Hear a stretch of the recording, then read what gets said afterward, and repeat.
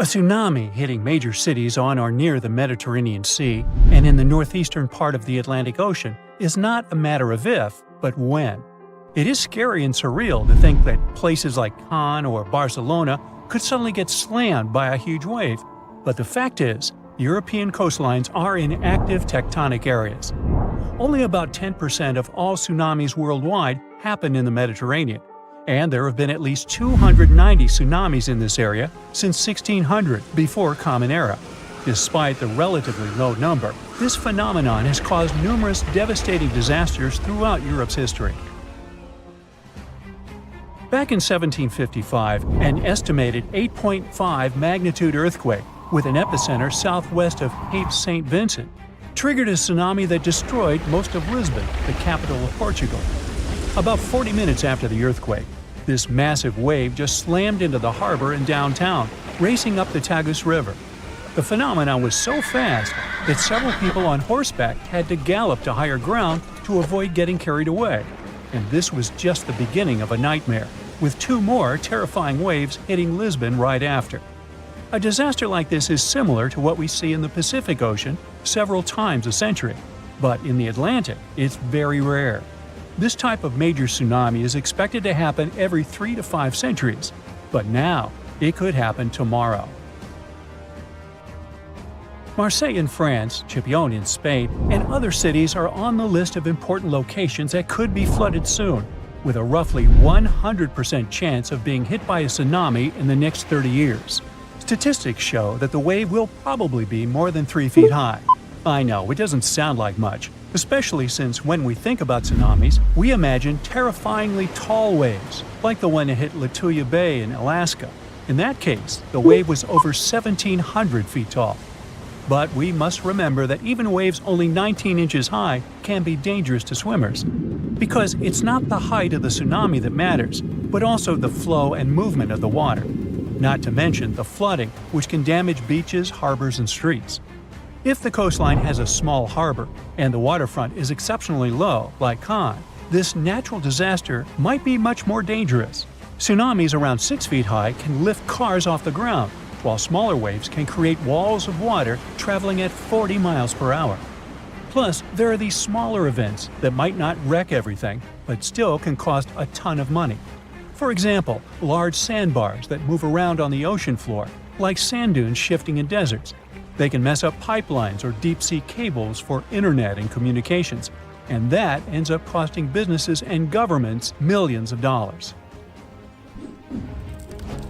That's why organizations like UNESCO are worried about the possibility of a dangerous tsunami hitting Europe soon. So they're doing everything they can to prevent apocalyptic scenarios, like what happened in 2004 when an earthquake off the coast of Sumatra, Indonesia, caused waves over 100 feet high in coastal communities, resulting in over 200,000 lives lost. And let's not forget about 2011, when an earthquake off the coast of Tohoku, Japan, triggered a tsunami that reached about 6 miles inland and caused a major nuclear accident at a power station along the coast. Over 16,000 people lost their lives in that tragedy, and the event resulted in billions of dollars in infrastructure damage. These disasters were huge wake-up calls, and we've come a long way since 2004. We're much safer today, largely because the tsunami warning system is highly effective at quickly detecting this dangerous situation. Unlike many other natural phenomena, a tsunami can be anticipated. We may only have a few minutes to act, but if we all know what to do, many lives can be saved. And in most parts of the world, sirens are commonly used to alert people to tsunamis. To sound the siren as early as possible, initial tsunami alerts usually rely only on seismic data. First, specialists receive information about an earthquake. Seismic waves travel about 100 times faster than tsunamis, so they have enough time to analyze the data and see if the earthquake might have generated a tsunami and whether they should issue an initial tsunami alert. At U.S. warning centers, for example, scientists typically issue initial alerts within 5 minutes of an earthquake. If a tsunami is suspected, these alerts may also include information about wave arrival times, recommended actions, and potential impacts. But sounding the alarm is not enough. To save lives, coastal communities also need to be trained to respond fast and in the best way possible. That's why UNESCO produced this program called Tsunami Ready, aiming to train people living in coastal areas at risk on how to act in case of a tsunami event by the year 2030. The idea is to help communities stay safe by teaching them how to protect their livelihoods and safeguard their homes. Being recognized as Tsunami Ready by UNESCO doesn't mean a community is tsunami-proof, of course. It's more like a recognition that they have adopted all possible measures to mitigate tsunami risks. So authorities are helping communities to prepare themselves by installing evacuation signs, establishing security procedures, and creating plans to warn tourists. Like Spain, which distributed tsunami warning signs along the entire coastline, as well as signs showing evacuation routes to higher ground. And Spain better be prepared. I mean, only 7 tsunamis have hit the country since the year 365, so it's difficult to predict the effects of such an event. But they could be devastating, considering that Spanish coastal areas are so economically important. There's also a danger zone in the Averroes Fault beneath the Barents Sea. If an earthquake happens at this point, people will have only 21 minutes to escape a tsunami. UNESCO has also established 12 tsunami warning centers, which cover Europe as well. This initiative involves 5 centers located in the Mediterranean and Northeast Atlantic regions. These centers can save thousands of lives because they monitor ocean disturbances 24/7. Then, after analyzing the threat, they send out messages based on the event's potential to cause a tsunami. The intensity scale ranges from no effect to completely devastating. And by that, they understand that nearly all brick buildings could be demolished by waves, and even the most reinforced concrete structures could suffer heavy damage. Now, so far, we have mostly talked about tsunamis caused by earthquakes along converging tectonic plate boundaries. In fact, earthquakes have accounted for over 80% of tsunamis since 1900. But tsunamis can also result from landslides, volcanic eruptions, and even meteorite impacts. Experts are also worried that with the current changes in climate, we might see more of meteotsunamis popping up in the Mediterranean. These ones are triggered by freaky weather conditions and can mess with any coastline that's got a shallow seafloor. They might not be as huge or famous as the earthquakes ones, but they can still cause significant property damage and put people in danger. For instance, in 2006, a meteotsunami struck the harbor of Ciutadella on the Spanish island of Menorca. Yachts were tossed into each other and later stranded on the harbor floor as the water receded, resulting in tens of millions of euros in damage. Unfortunately, meteotsunamis in the Mediterranean tend to be stronger during summer, so if you're planning to spend your vacation in Europe, stay alert for any signs of dangerous waves. If you suddenly encounter a tsunami moving in your direction, remember this is the time to react. Move to higher ground as far inland as possible. Pay special attention to any emergency alerts and information, and follow the guidance of local authorities. Most importantly, do not wait around taking photos. Leave the area as soon as you notice any signs of this danger event, or if you hear an official tsunami warning. Hey, stay safe. It was the largest fish our Earth had ever seen, and its bite was strong enough to crush a car. The largest of its teeth found was the length of a remote control. It consumed about 2,500 pounds of food a day. That's like 3,300 cans of tuna for you. The earliest Megalodon fossils are from about 20 million years ago, but you won't see its skeleton, and that's because the mighty Meg had no bones. A skeleton made from bones gives most animals their body shape and strength. Sharks, though, come from the same subclass as rays, skates, and sawfish and have cartilage instead of bones. Cartilage is a tissue that is softer and more flexible than bones, but it's still tough enough to shape the body and protect the internal organs. Some areas are more flexible, since cartilage is weaker, and some, like the shark's head, are much tougher, thanks to calcified cartilage. Their snouts, though, are made of really soft and flexible cartilage to work like a bumper in case of a collision with some dangers. Who knows if they'd be able to do all this with a heavy skeleton? Plus, cartilage makes their jaws more flexible, and they can open their mouths much wider than they would with a jaw made of bone. Our hero, Meg, was no exception, and it had the strongest bite of all living creatures, which was also made possible by a skeleton made of cartilage. Sharks take full advantage of their cartilage. It helps them swim and turn fast while hunting. One drawback of this type of skeleton is that it was really tricky for scientists to establish the shape and size of Meg. Normally, they would do it using fossilized bone skeletons or their parts. With Meg, they had to guess based on the teeth they found and comparisons with living relatives. A more recent 3D computer model was based partially on scans of a preserved spine discovered in the 1860s. The model showed that Meg was bigger, faster, and even hungrier than scientists had previously thought. Looks like an average Megalodon was 52 feet long. That's slightly bigger than the height of the Hollywood sign and weighed 10 times as heavy as an elephant. There were also much bigger creatures. Scientists still aren't sure how the Megalodon got this size. The fact that there were bigger and smaller Megs probably has to do with a little something called Bergmann's rule. It says that the temperature of the surrounding environment affects the animal's body size because they either need to conserve or shed heat. The Megalodons that reached cooler waters probably needed more body weight to make sure they survived in low temperatures. Those living in warmer waters had to be smaller to avoid burning up. If the researchers were correct in their calculations, it also means that Meg reached a cruising speed of over 3 miles per hour, which is much faster than other sharks. The still-living great white shark can cover a distance of nearly 7,000 miles without stopping, which is 9/10 as long as the diameter of Earth. It looks like the Megalodon could have gone much further. Megalodons managed to survive on our planet for nearly 70 times longer than humans have. They were roaming the oceans for around 20 million years, and you could see them pretty much anywhere except near the poles.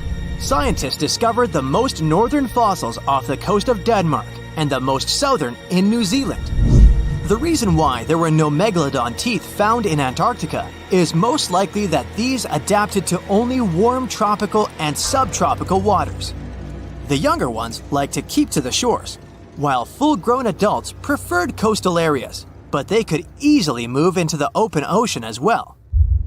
When our planet went through a period of global cooling and drying, and the seas began to freeze around 3.6 million years ago, there was less and less room for Meg to thrive. Much of their prey, like smaller whales, seals, and sea turtles, disappeared or relocated to waters that were too cold for our hero. And at the same time, the number of its natural competitors, like smaller predatory sharks, like the great white shark, and whales, increased. This shifting food chain dynamics could have been even more dangerous for the Meg than the cold ocean water. You're used to seeing them on the big screen as heartless monsters, but these huge sharks were actually loving and caring family guys. Scientists discovered several Megalodon nursery areas in Florida, Maryland, Panama, and off the coast of Spain. It looks like they gave birth to their young in shallow water environments. Then, little Megs would stay there with adults protecting and raising them until they were ready to fight off predators. The mighty Meg had 276 teeth in 5 rows in its mouth. Similar to other sharks, it was fast in replacing its worn-out or lost teeth. With 4 or 5 rows of teeth in its mouth, it basically acted like a conveyor belt, able to grow back damaged or missing teeth. This means that an adult Megalodon probably would have grown several thousand teeth throughout its lifetime. Although the great white shark is often mentioned as Meg's closest relative, they'd hardly be distant cousins. The ancestors of today's great white existed at the same time as the Meg, but they weren't best friends and even rivaled each other. The great white shark wouldn't win in a head-to-head fight with a Meg, but it was a better hunter using its smaller size and agility to snap up the giant's prey quickly. This only left the bigger fish and whales for the Meg, but its food supplies began to run out as the whales swam to the cooler new seas. Rather than a great white, the Megalodon is more like a modern bull shark. It had a short snout, a flat lower jaw, and huge pectoral fins to support its massive weight and size.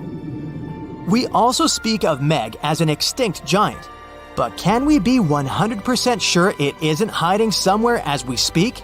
After all, we've only explored 5% of our oceans altogether. The Mariana Trench is the deepest oceanic trench on Earth, and you could dip the whole of Mount Everest in its deepest part, and over a mile of it would still be above the surface. If a megalodon or two needed a place to hide, that would be the perfect spot. It wouldn't be the coziest place to live, though, with its cold water and total darkness. Plus, the pressure there is 1,000 times stronger than at sea level. So, if a Meg really were hiding down there, it would have serious issues with its teeth, because calcium would dissolve under that pressure. To survive here, it would also need to learn to navigate in complete darkness. That means it would have either become bioluminescent or evolve to grow massive eyes like the giant squid. If the Meg were still around and true to its dietary choices, it would have to eat smaller fish, and that would be a problem for us humans. Especially those of us who love fish, that is. And the ocean isn't cooling down these days. The Megalodon would love its temperature and would thrive and reproduce faster than ever. Those giants would create some massive problems for cargo ships and cruising vessels. In case you're now scared at the thought of meeting a Megalodon, relax. Most scientists don't think it's possible because of our hero's size. Most foods that megalodons like to eat live in shallow ocean areas and not in the deep, deep sea. Meg would need to come up for dinner every now and then, and it's kinda hard to miss a creature this big. They're both giant prehistoric creatures to us, but the megalodons and the dinosaurs never actually coexisted. The dinosaurs probably died out about 66 million years ago. Megalodons seem to have appeared a bit later. So if you see a rainbow, that means you're in for some good luck. But if you see a deep sea fish, this means that something tragic is about to happen. Let's have a look at ancient lures and what they might mean IRL. In August 2020, people started out their day just like any other in California. It was sunny, so they decided to soak in the sun at the beach. They were snorkeling and kayaking when one of them spotted something out of the ordinary – a doomsday fish. The creature was 12 feet long. It's known as an oarfish, and only about 20 of them have washed up in California since 1901. Oarfishes live in obscure parts of the ocean, but why are they linked to doomsday?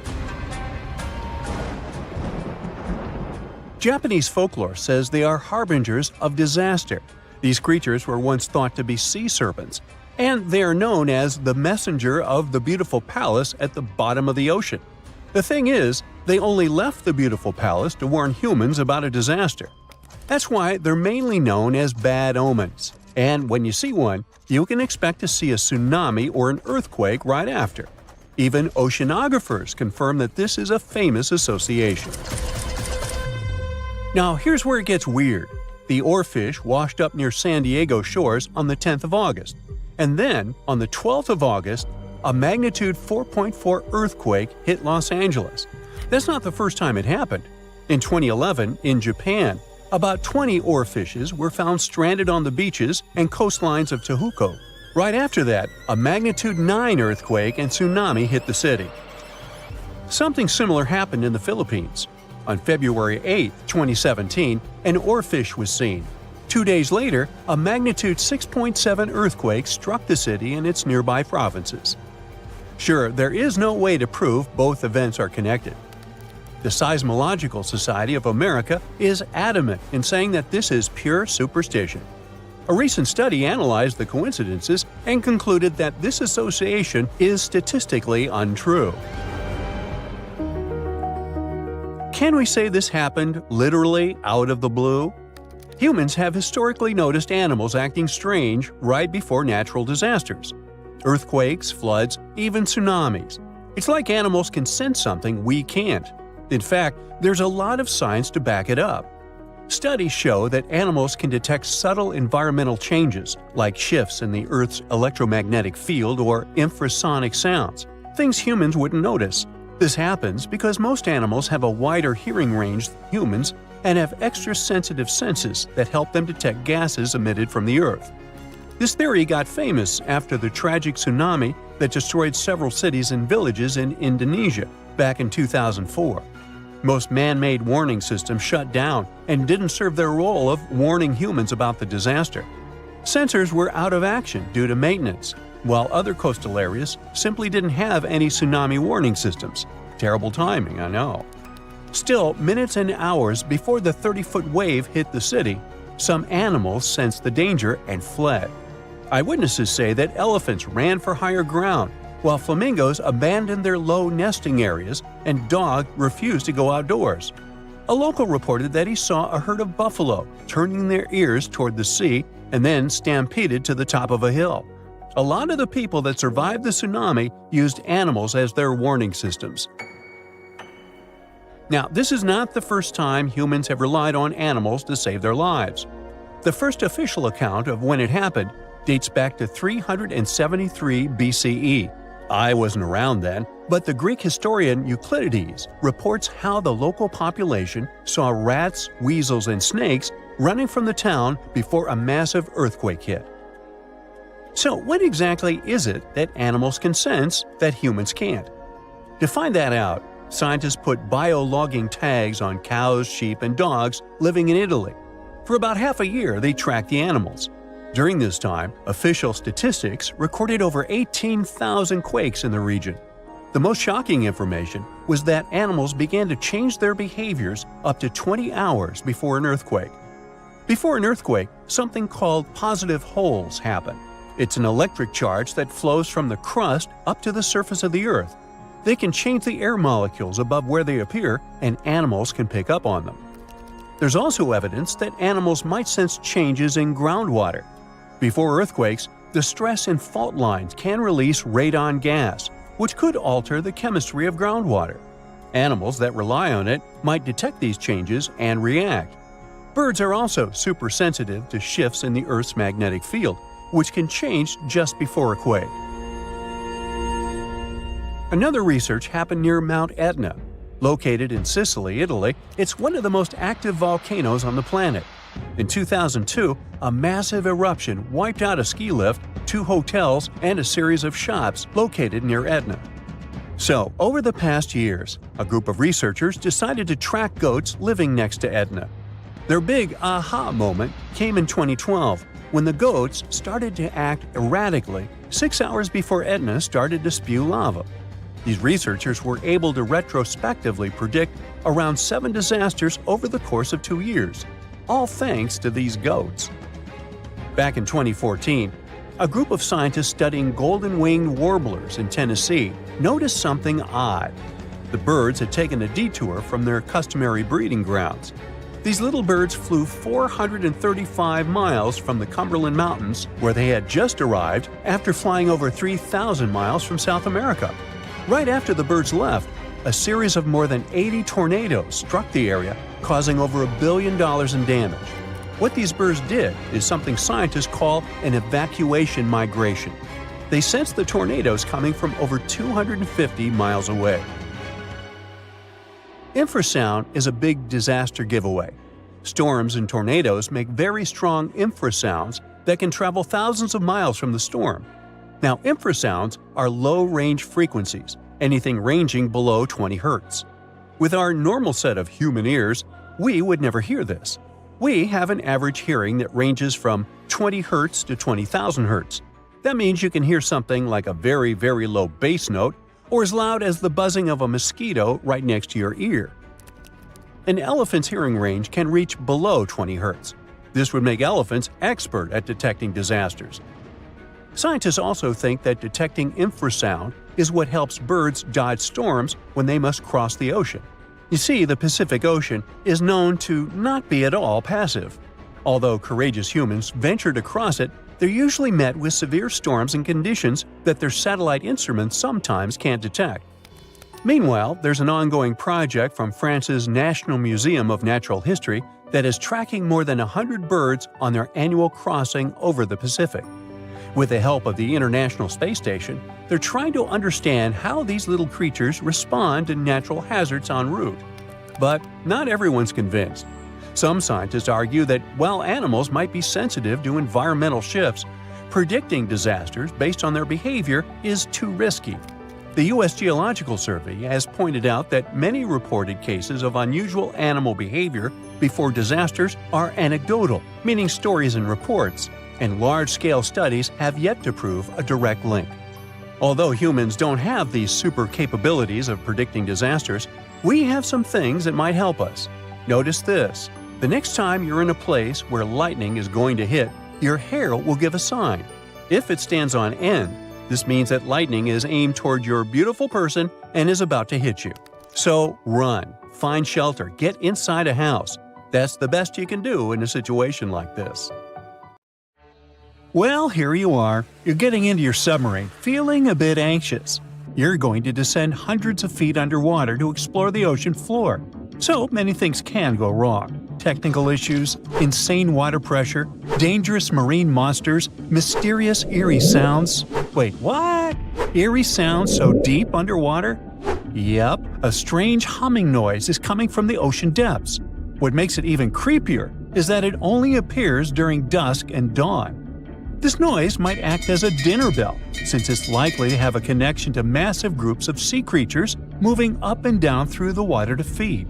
But so far, it's just a theory. Using highly sensitive underwater microphones, researchers recorded a mysterious low-frequency hum at depths of 660 to 3,300 feet. The sound wasn't very loud, just 3 to 6 decibels above the usual ocean background noise. For comparison, when someone is whispering in a quiet library, the sound reaches 30 decibels.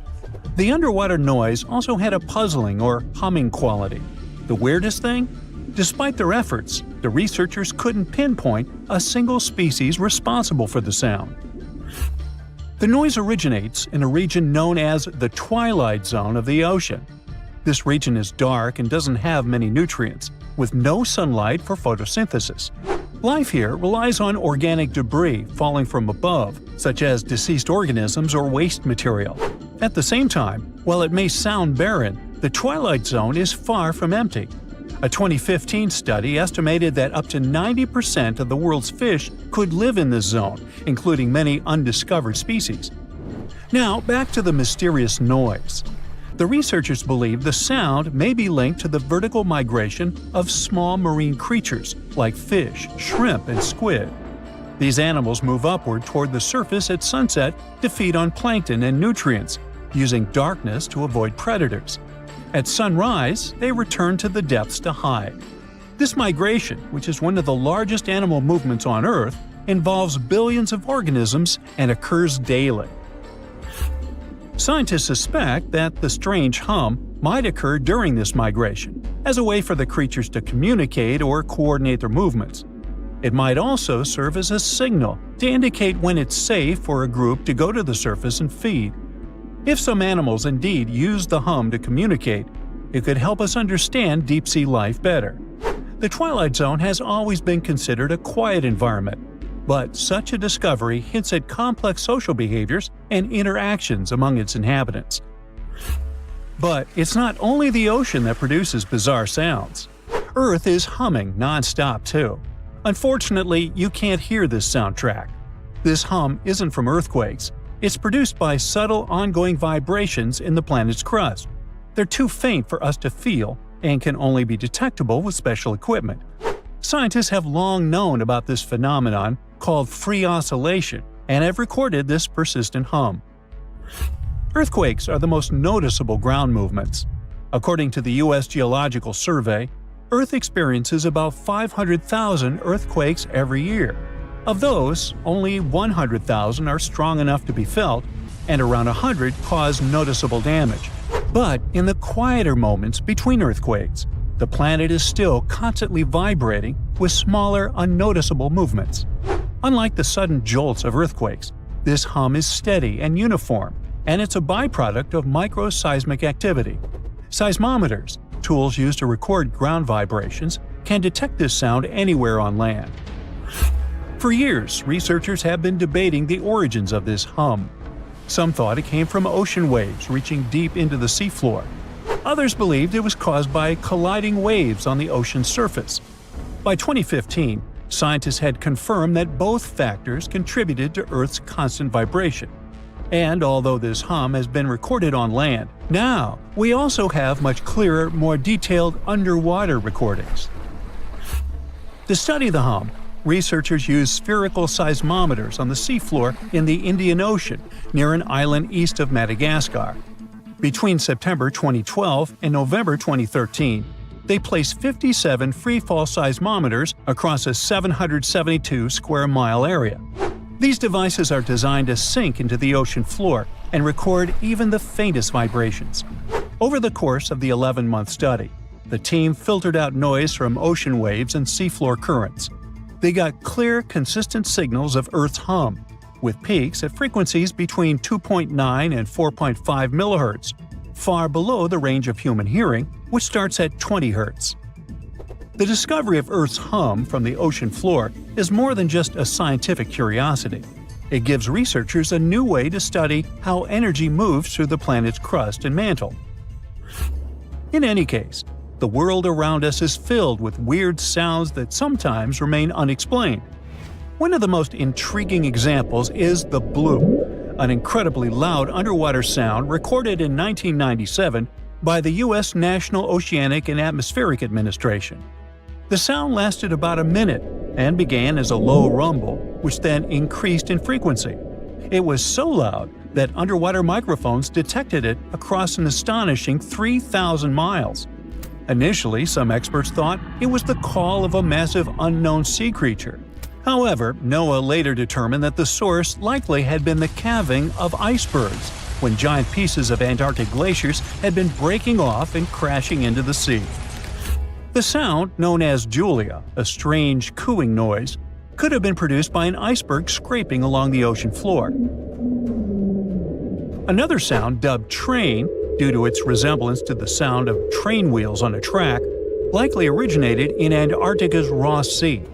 Then there is upsweep, a recurring seasonal scratchy noise detected in the Pacific Ocean since 1991. Despite years of research, its exact cause remains unclear. The underwater world also has bizarre sounds that can be described as choirs of fish. Scientists studying marine life off the coast of Port Hedland in Western Australia discovered that many fish species sing in synchronized choruses at dawn and dusk, much like birds. Over 18 months, researchers recorded tons of sounds, including foghorn-like calls from black jewelfish and rhythmic ba-ba-ba sounds from batfish. These fish songs, which often involve repetitive calls that overlap in large groups, are especially important for breeding, feeding, and territorial behavior. Deeper in the ocean, NOAA researchers also explored the sounds of the Challenger Deep, the deepest part of the Mariana Trench. They used a titanium-encased microphone that managed to survive the crushing pressure, over 1,000 times the atmospheric pressure at sea level. Over 23 days, the recorder captured loads of noises, from the haunting songs of whales to the rumble of distant earthquakes. Now, we've already figured out that the ocean is filled with strange sounds, but you can also hear weird noises above ground. One of the most puzzling is the hum, a low-pitched noise reported by people in specific areas, such as Taos, New Mexico, or Bristol, England. The sound is often described as a faint engine-like drone, and its source remains a mystery. Some researchers think it might be a psychological phenomenon, where people focus on subtle background sounds they might otherwise ignore. In any case, no definitive answer has been found yet. Geological formations can sing too. Utah's Rainbow Bridge, a massive 300-foot-high sandstone arch, vibrates like a guitar string when exposed to sounds, distant earthquakes, or waves near Lake Powell. Scientists have studied its frequencies to understand how such vibrations could affect the bridge's stability over time. Interestingly, visitors to the Rainbow Bridge have reported hearing faint humming sounds too. The skies also have their own eerie noises. For centuries, people in polar regions have described faint sizzling, popping, and cracking sounds, accompanying auroras. A Finnish researcher made the first known recordings of these sounds and traced their origin to electrical discharges in the lower atmosphere. about 230 feet above the ground. These charges, caused by magnetic storms fueling auroras, produce faint sounds during calm and clear nights. Other natural phenomena, such as icebergs grinding against the seafloor or volcanic activity on the ocean floor, produce groans, rumbles, and crackling sounds that scientists study to learn about glacial movements and underwater geological activity. I myself produced many unusual sounds and rumbles, but, that's a subject for another video, or my next annual review. So you're swimming 2 miles down at the bottom of the ocean. Don't ask me how, just play along. It's cold and the pressure is intense. No fish in sight. Then you notice a green shiny thing. It's a cookie cutter shark. Its neck glows in the dark to attract fish and other delicious treats. The shark doesn't look like much. It's small, about the size of a cat. It has brown skin and large green eyes. But looks can be deceiving. Every night, this creature rises to the surface and goes after great white sharks, whales, even swordfish. If you look closely, you'll see a round mouth with a bunch of sharp teeth in it.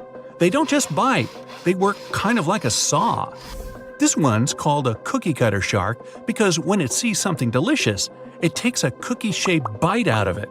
These sharks have even been known to disable submarines. Wonder what flavor they are. Our next shark is about the length of a car.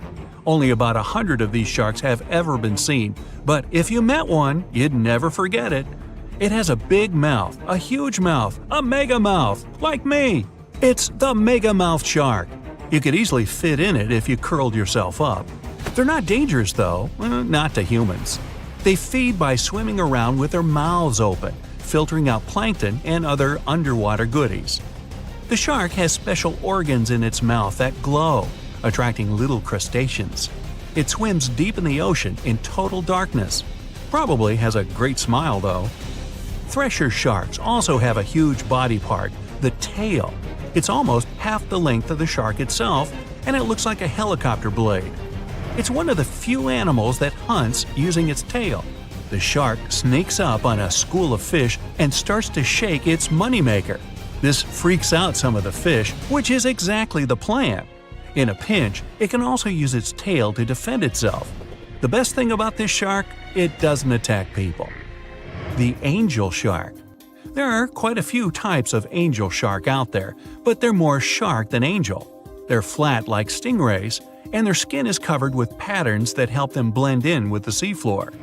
Because of this disguise, divers sometimes accidentally touch them, which isn't the best idea. They're fast and have powerful jaws. Still, they prefer the taste of small fish to you. The horn shark has 2 ridges that look like horns right above its eyes. It's definitely the grandpa of the shark world. Not aggressive, swims pretty slowly, and is up late almost every night. Its 2 favorite meals, sea urchins and crustaceans. It moves its fin on the seafloor almost as if it had paws. But don't underestimate this guy. It has one of the strongest bites of any shark. It needs those strong teeth to crush the shells of its late-night meals. And if something tries to attack it, watch out.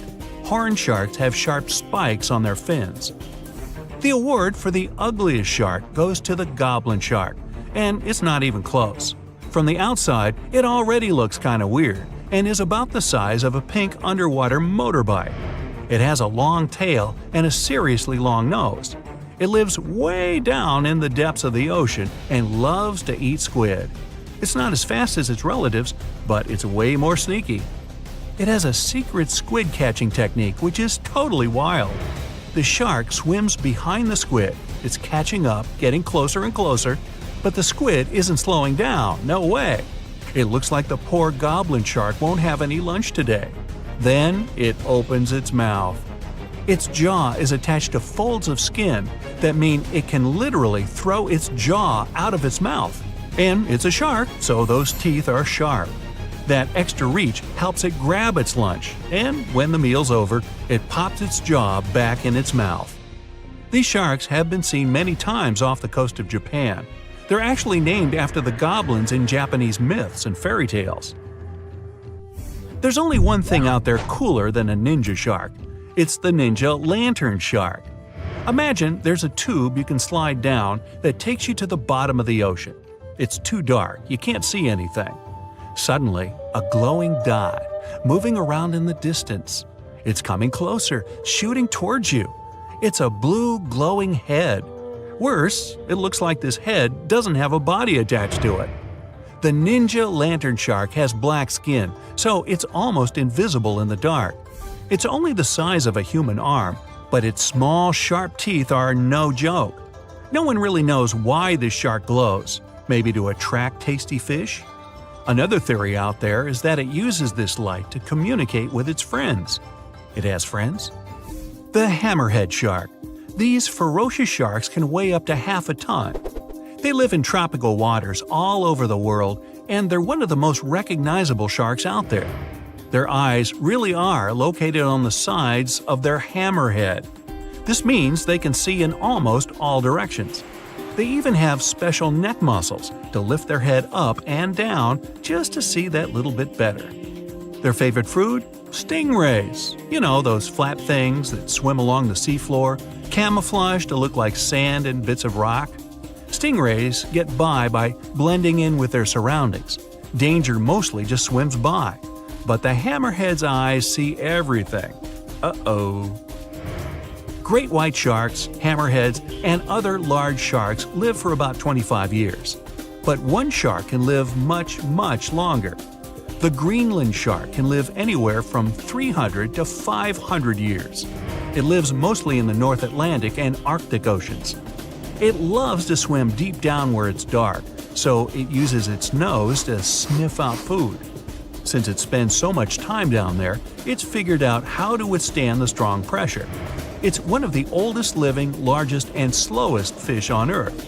Just imagine, you're on an Arctic cruise and you see one of these sharks moving slowly through the freezing cold water. It might be 400 years older than you.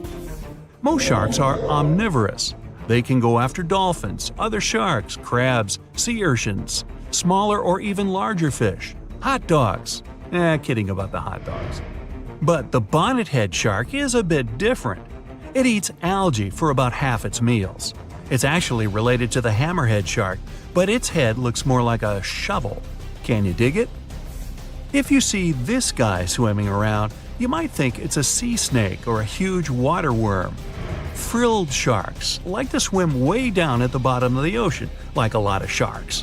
When they're chasing something delicious, they move kind of like a snake.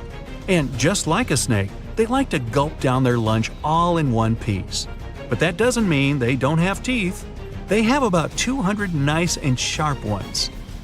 The saw shark has a long, flat, and seriously spiky nose. Those teeth on its nose never stop growing. Each tooth is equipped with electric receptors to help the saw shark feel around for nearby fish, like a ship's radar. When dinner's nearby, the shark swims up and strikes with its nose, waving it around like a knight showing off his skills. Meanwhile, you won't have time to blink if this guy floats past. Did you see it?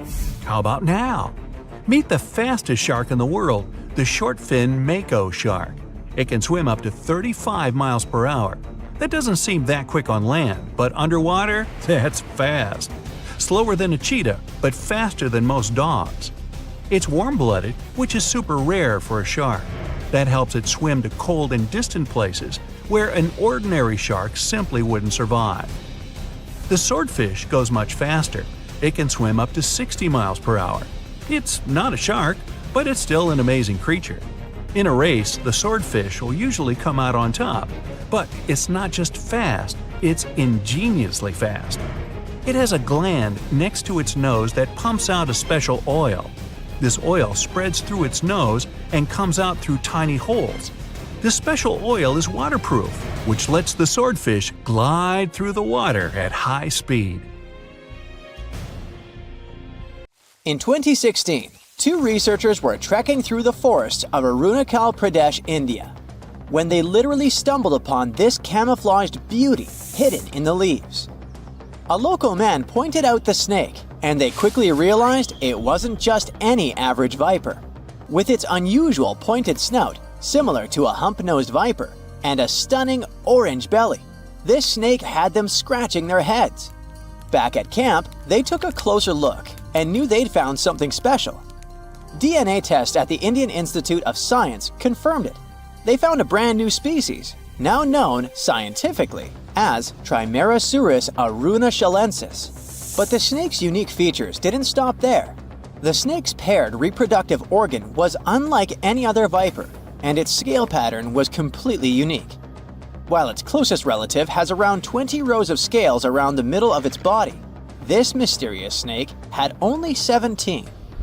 The next species is a record breaker, and it's known as the largest gecko ever discovered, measuring around 2 feet long and being as thick as a man's wrist. The only known specimen of Delcourt's giant gecko is currently in France, but its exact origins are still a little bit of a puzzle. At first, people thought it might be from New Zealand because some local legends spoke of a giant, mysterious lizard that lived in forests. Even though it was a pretty fascinating theory, some recent DNA studies suggest that this nocturnal species is probably from New Caledonia. But as of now, no one can confirm it 100%. In general, sleeper sharks are big, slow-moving creatures that mostly hang out in deep, cold ocean waters. They usually have bulky bodies and a broad, flat head, which helps them blend into the dark sea. But in 2017, was caught at a fishing harbor and collected from a fish market located in Taiwan, and it didn't look like any of its relatives. First off, this 4.4-foot shark had smaller eyes and a tiny second dorsal fin compared to its cousins. It also had more rows of teeth in its upper jaw and fewer in the lower jaw. But the biggest surprise was that it was a pregnant female carrying 33 embryos. This means there are probably more of these sharks hiding out there in the deep ocean. We just haven't found them yet. Meet the pocket shark. It is tiny, just about 5.5 inches long, while most deepwater sharks are around 6.5 feet. But don't let its small size make you underestimate it, because this creature is definitely one of the ocean's coolest secrets. Discovered in 1979 in the deep waters of Chile, this tiny shark is like a real-life spy gadget with its mysterious pockets near its front fins. These pockets are large, measuring about 4% of its body length, and are believed to either glow or secrete pheromones. So, this shark might actually light up to either confuse predators or attract prey in the dark depths. And when I say deep, I mean really deep. It is believed that this creature hangs out over 9,000 feet down, which is roughly the height of 7 Empire State Buildings stacked on top of each other, but inside the ocean. Besides its initial discovery in Chile, it was spotted again in 2010 in the Gulf of Mexico, but it hasn't shown up since. The pocket shark is not the only glowing animal we're talking about today. This inch-long cockroach, scientifically known as Luchihormetica lucae, was actually first collected back in 1939, but only got its moment in the spotlight decades later in 2012. What makes this little buddy so interesting is that it uses bioluminescence, meaning it has spots that light up in the dark. Unlike fireflies that mostly use their glow to find a mate, this cockroach uses its light to mimic a toxic click beetle and scare off predators. Unfortunately, the region in Ecuador where it was found was hit hard by a volcanic eruption, raising fears that this glowing marvel might be a one-of-a-kind discovery. Continuing with tiny creatures, meet Hippocampus minotaur, also known as the bull-neck seahorse. This little seahorse stands out with its wide neck, large head, and small body, which is why it's got the Minotaur nickname. The only known specimens were collected off the coast of Eden, Australia, and no one has ever seen it alive in its natural habitat. So that's why we don't know much about its day-to-day life. Some studies suggest it lives deep underwater, around 325 feet down, which is roughly the equivalent to the height of a 30-story building. It's believed this mysterious seahorse likes to wrap its prehensile tail around corals and might even hide in sand beds. Its yellow-orange color likely helps it blend into coral reefs. So spotting this intriguing creature in the ocean is pretty much like trying to find a needle in a haystack. Next on our list is the Nariño cat. In 1989, a single specimen of this mysterious spotted feline was discovered in Galeras volcano in southern Colombia. This little guy had a short tail with 7 black rings and a black tip, and its fur was absolutely unique, being more reddish than that of its relatives. Understanding that it wasn't an ordinary animal, researchers decided to visit a bunch of museums all over Latin America to find similar felines, but they came up pretty empty-handed. Then, DNA analysis confirmed that it was unlike any other known cat, having split from its closest relatives around 1.9 million years ago. The Bogota sun angel is a hummingbird with a stunning purple color and black flight feathers, plus a bright green chin and crown. For years, we only knew of one specimen that was bought in Bogota, Colombia back in 1909, and that was pretty much it. Nobody knew much more about this beautiful and mysterious bird. But that changed in 2017, when a study decided to analyze its DNA once again. The results suggest that the Bogota sun angel might not be a completely separate species after all.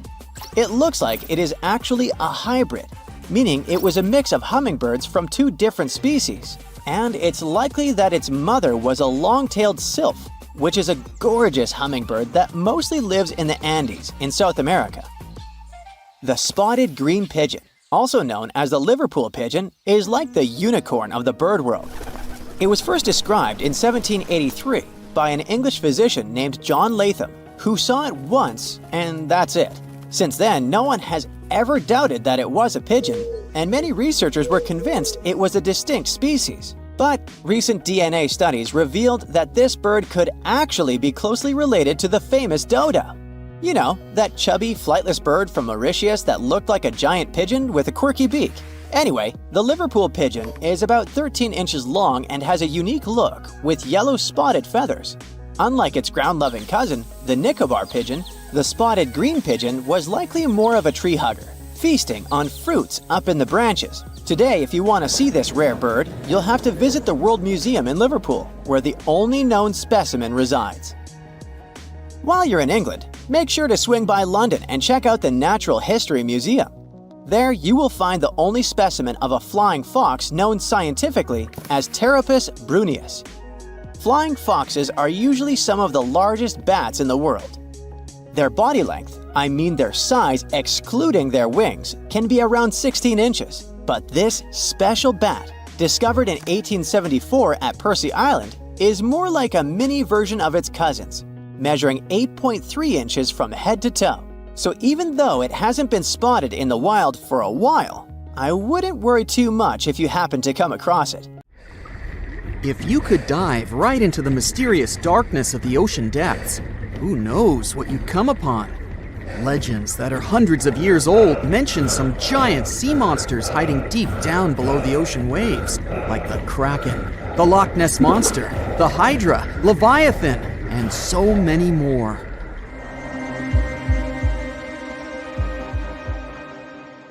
Okay, no one has ever seen such monsters, but there are still weird and unusually big sea spiders, squid, worms, and many other animals that grew way more than we'd expected.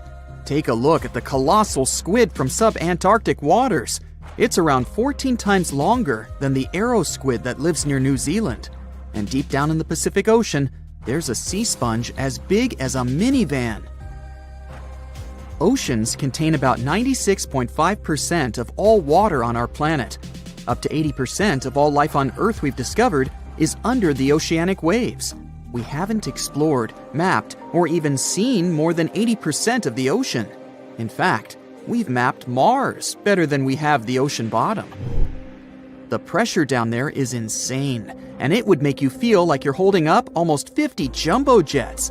And temperatures at such depths are extremely low. Conditions deep below the oceanic surface are harsh, so creatures that live there need to adjust. That's why many of them grew very, very big to survive.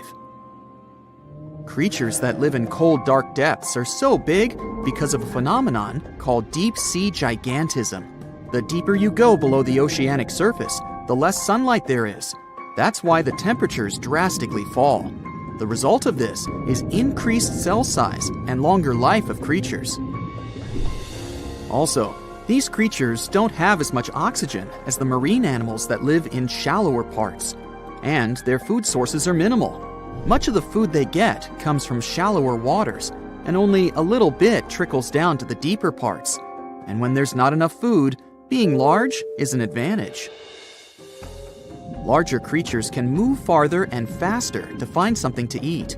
Their metabolism works slower. They don't digest the food that fast, so they can store food and conserve energy for hard times when they can't find anything to eat. They don't need to regulate their body temperature either, which also helps them save some energy, which they can then transfer to other body processes. They mature more slowly and later than those living in shallow waters. The majority of fish species that dwell in deep waters live 30 years or even more. Orange roughy fish, on the other hand, live up to 150 years. This fella grows 24 feet in length and weighs up to 1.5 tons. But it grows to be so big for centuries.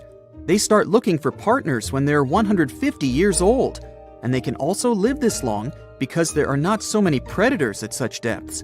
Also, there are no humans or other things that can disturb them or endanger their existence. At such depths, the environment is pretty stable, so many animals there are like living fossils, because they probably haven't changed in millions of years. The first 650 feet of the ocean's depth are considered to be the open ocean. The majority of the marine life we've discovered lives there, since that's the area the sun can still reach. And then, as you continue going deeper, you reach the twilight zone. It seems like nothing lives there. But at about 820 feet, you see a small oasis of ancient life blooming. For example, there are sea lilies, animals that have been living at such depths unchanged for millions of years. Coelacanths, another living fossil, have been living in the ocean for more than 360 million years. Hagfish haven't changed in a very long time either, for over 300 million years. This creature lives at depths of 5,500 feet. They evolved before the rest of the vertebrates, which is why this is the only living animal without jaws or a spine, even though it still has a skull. Deep-sea creatures can't survive in shallow waters. They've evolved to live in depths under bigger hydrostatic pressure. Humans and other organisms that have internal spaces filled with gas would end up crushed if we could go to such depths. That's why deep-sea divers always need to wear special dive suits designed for surroundings with higher pressure, even though they're not going that deep to the areas where these giants live.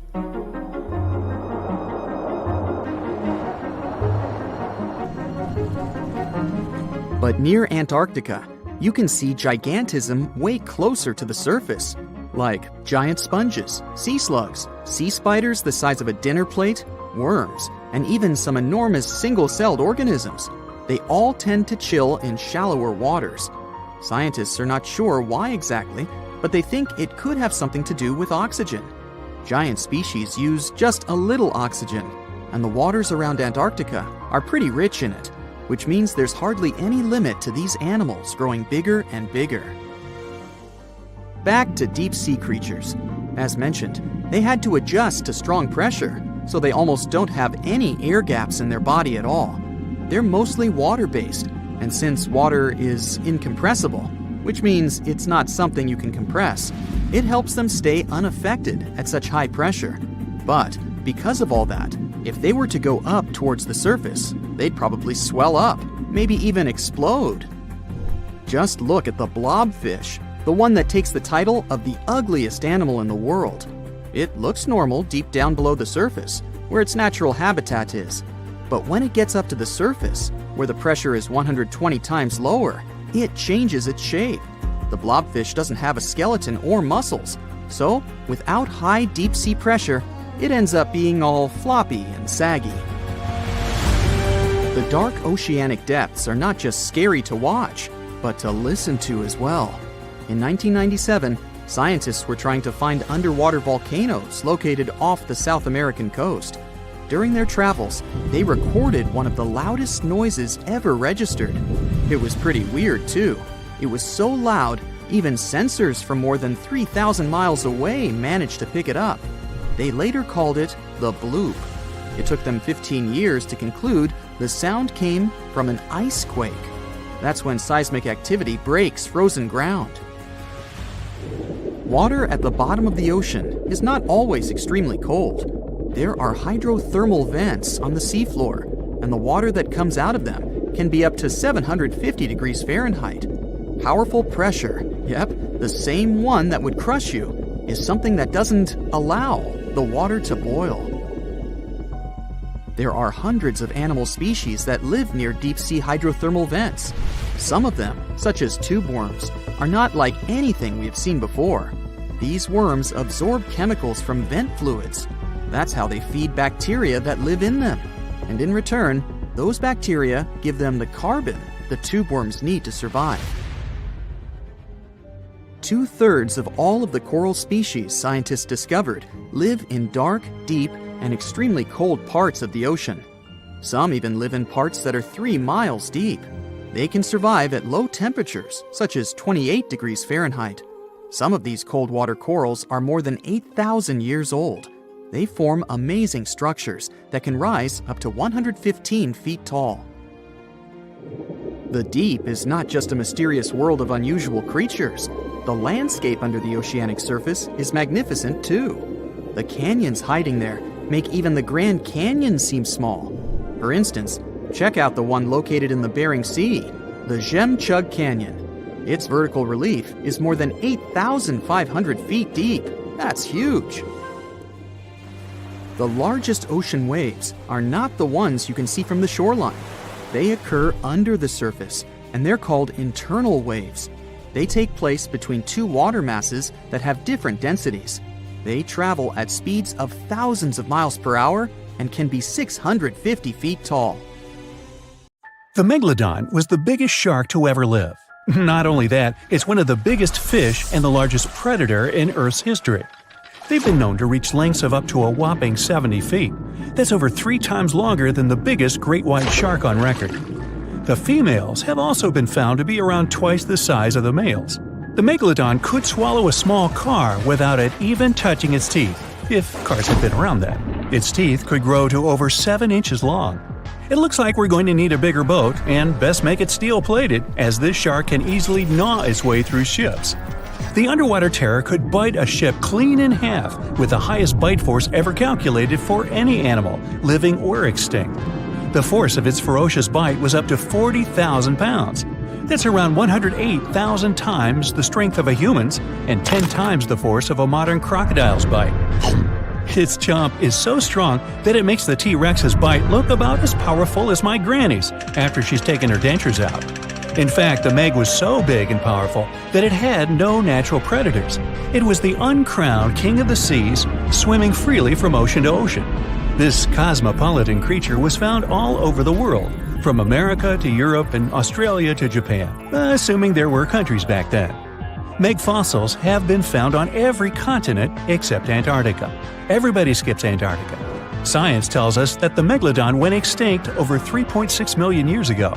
But could they still be alive at the deepest depths of the ocean? Only around 80% of the ocean has been explored, and its deepest point, the Mariana Trench, is over 7 miles down. So who knows what's lurking at the bottom? If you did manage to make it down, it is unlikely that you'll run into a Meg, though. The sharks, like us, preferred warmer coastal waters. Deep ocean living would be too cold for the beasts, and food would be scarce. Their entire bodies would also have to evolve to avoid being squished by the enormous water pressure down there. It's unlikely they're still around, but not impossible. Some good news, if you do run into one, is that the shark is pretty unlikely to eat you. You are way too small a meal for the Megalodon, even if you have a couple of friends with you. This guy eats whales that are over 50 feet long. If you're having a beach party, though, it's a different story. In a beach full of swimmers, the shark very well might creep up, scooping several humans into its giant mouth without even chewing. But wait, let's rewind. How does the shark take down a 50-foot whale? It first bites off its fins, making the whale unable to swim away. It then casually munches it down piece by piece. Because of their size, sharks had to consume over a ton of food every single day just to sustain themselves, like me. All that food made the Megalodon extremely heavy. They range from anywhere between 50 to over 100 tons. For context, that's around the same as 7 to 16 adult male African elephants. To fit all this food in, their jaws had to open pretty wide. A Megalodon's jaw could span 9 by 11 feet wide. That's easily big enough to swallow 2 adult humans side by side. The fearsome name Megalodon comes from 2 Greek words, mega meaning big and odont meaning tooth. So combined, they mean what? Big tooth. And it certainly lives up to its name. Just one of its chompers is the same size as a human head. It had 276 humongous teeth in total across 5 terrifying rows. In all of history, only a couple of saber-toothed cats and the T-Rex had consistently bigger teeth. Now that's a showdown I'd like to watch. The Megalodon vanished millions of years ago, leaving only huge teeth to be found by modern archaeologists. They literally disappeared with very few traces left. Scientists believe that over time, sea levels dropped and the ocean temperatures went down rapidly. Over a third of all marine life was wiped out as the oceans cooled, and a number of animals at the bottom of the food chain plummeted. This had a catastrophic effect on the hungry predators at the top. Sorry guys. It became way too cold for these sun-loving sharks too, which made it difficult for them to reproduce since they gave birth in warm waters. The Megalodon is usually described as a sort of giant great white shark, but this is just a common myth. In fact, the ancestors of today's great white existed at the same time as the Meg. But they weren't best buddies, and were even in competition with each other. The great white shark was a better hunter, using its smaller size and agility to snap up the Meg's prey quickly. They were also known to eat Meg pups, who were only half their size. This didn't help the whole extinction thing. Even infant Megalodons were huge, coming in at just under 7 feet. While a great white was no match for an adult Meg in a head-to-head fight, they sure weren't scared of stealing their food. This only left the bigger fish and whales for the Meg, but its food supplies began to run out as the whales swam to the cooler new seas. The whales adapted to prefer the colder temperatures, leaving our friend the Meg behind. The Megalodons either starved or were frozen into extinction by the Ice Age. Rather than a great white, the Megalodon is more like a modern bull shark. It had a short snout, flat lower jaw, and huge pectoral fins to support its massive weight and size. As scary as they are, these sharks were actually caring family guys. Several Megalodon nursery areas have been discovered in Florida, Maryland, and Panama. They gave birth to their young in shallow water environments. We know this from discovering loads of tiny Megalodon teeth found in these areas. Gee, I wonder if they had nannies too. But how come there are so many Megalodon teeth out there for us to analyze? Well, due to their messy, aggressive eating habits, sharks regularly lose their teeth. They lose a set of teeth every 1 to 2 weeks. That's 40,000 teeth in a lifetime. They must rake in a fortune from the tooth fairy. Because of this, their teeth were continuously raining down to the ocean floor. Luckily for us, they're also the hardest part of a shark skeleton, which is why so many teeth have survived and become fossilized. It's fair to say that the first discoveries of the Meg's teeth confused people. Early discoverers thought the Meg's teeth were petrified tongues of ancient serpent creatures. They even used to call them tongue stones. It's also a common myth that the Megalodon was around at the same time as the dinosaurs, although this would have been pretty cool. The dinosaurs were wiped out around 66 million years ago, but the Megalodons came much later. The oldest Meg fossil is only around 23 million years old, but it's tricky to pinpoint the exact date. After all, calendars weren't invented yet. They became extinct way before humans even evolved. The earliest Homo sapiens, which is a fancy name for the first humans, emerged about 2.5 million years ago. But what if the Megalodon shark didn't go extinct? Whale populations have dropped drastically since these guys were last around, so there'd be way fewer whales for them to chomp down on. Whales have also gotten a lot smarter and learned new defensive moves, making them way harder to take down. It's estimated that they ate around 12 tons of food each day. If they were still around and eating that much, they'd be forced to eat smaller fish, and there'd be barely enough big fish for us humans to survive on. The naughty Megalodons would also be able to track fishing boats and steal the fish that they worked hard to collect. It's safe to say we'd see a lot less fish in the aisles of your neighborhood supermarket. As our ocean temperatures are heating up again, the sharks would also thrive and reproduce faster than ever. There'd be more and more of these giant eating machines in the water, reducing our fish supply even more. It would also cause massive problems for cargo ships and cruising vessels. Imagine coming into contact with one of these bad boys while you're sunbathing on the deck. Even beachgoers would be hard hit. Megalodons give birth in shallow waters, so many of our favorite beaches would quickly become dangerous shark nursing grounds. Hey, where did that beach volleyball game go? They were playing just a moment ago. The Meg, aka Megalodon, roamed the oceans long after dinosaurs were wiped out by the Great Meteorite. It was one of the largest and most dangerous hunters that have ever lived on Earth, as well as the biggest shark. But then, about 3.6 million years ago, the last of its kind disappeared from our planet, leaving only huge teeth for modern archaeologists to keep finding. There are a few theories about why it could have happened, but scientists might have found the true reason. The Megalodon, which means big tooth, was the largest shark ever to exist. It reportedly lived around 20 to 3.6 million years ago and was truly enormous. Its bite was more powerful than that of a T-Rex, and likely any other powerful predator that has ever roamed this planet. It's probably not surprising, since this marine creature had extremely strong jaws that could span from 9 to 10 feet wide. That's enough to swallow 2 grown-up people side by side. The jaws were also lined with 276 teeth, and they reached 7 inches in length. That's as long as a small hedgehog. Once these teeth got worn down, the shark got rid of them and grew new ones. Such large sedated teeth helped the Meg to eat meat easily. The shark itself could grow up to 59 feet long. That's twice the length of a London double-decker bus. The animal was also pretty heavy. While a fully grown T-Rex weighed about 8 tons, the weight of a large Megalodon could be more than 30 tons. With no competitors, the enormous shark was the real king of the oceans. It hunted other sharks, large fish, and even whales. Then why did such a magnificent creature disappear from the face of the earth? The previous theories mentioned the great white shark. The Megalodon is usually described as some gigantic version of this marine animal. And this is a common mistake made because most people think these creatures were related.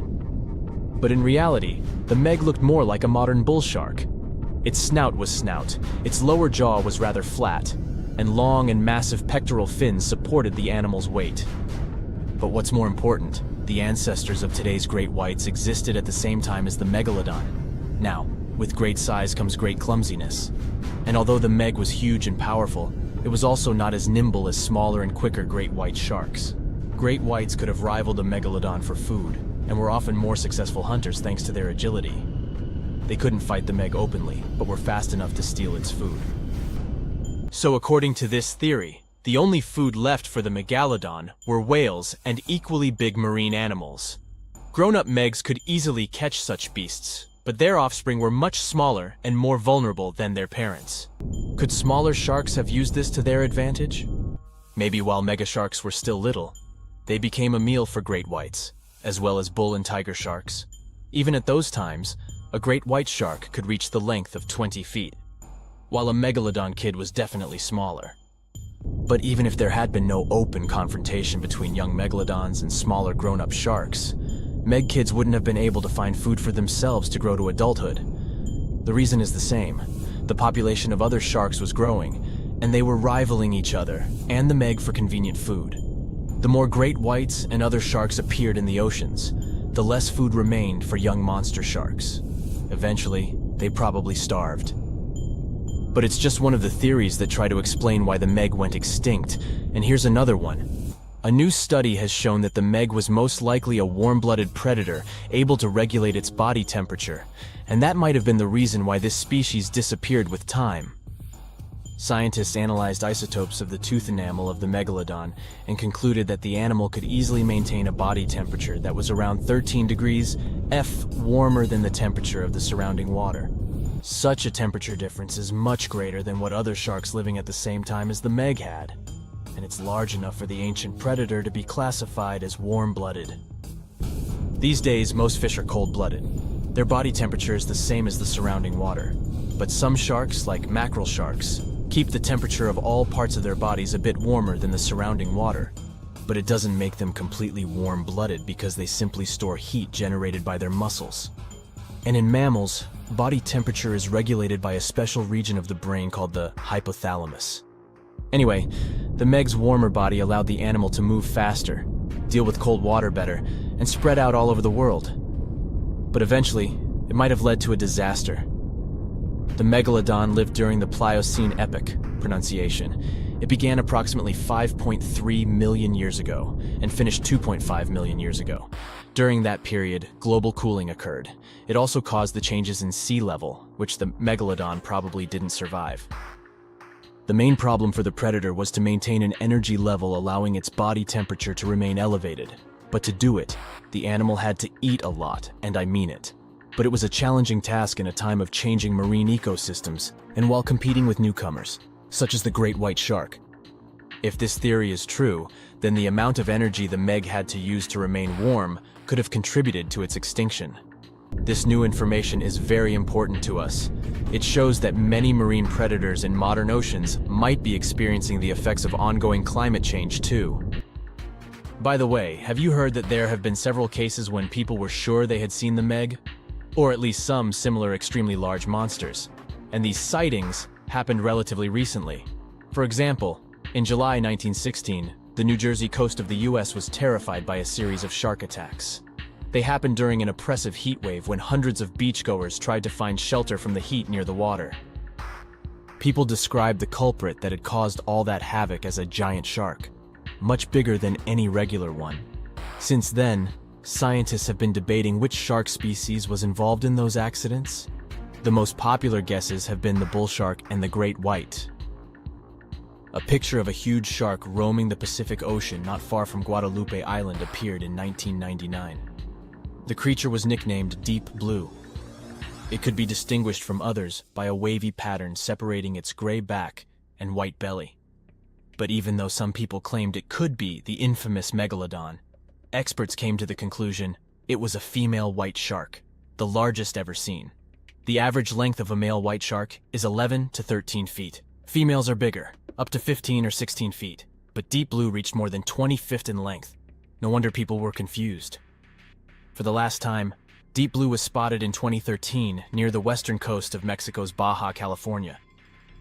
But look, there's another jumbo shark, and you can meet it in any part of the world. The largest specimens can reach 40 feet long and weigh about 5 or even 6 tons. Could it be, if not the Megalodon itself, but one of its relatives? Again, a wrong guess. That's the basking shark.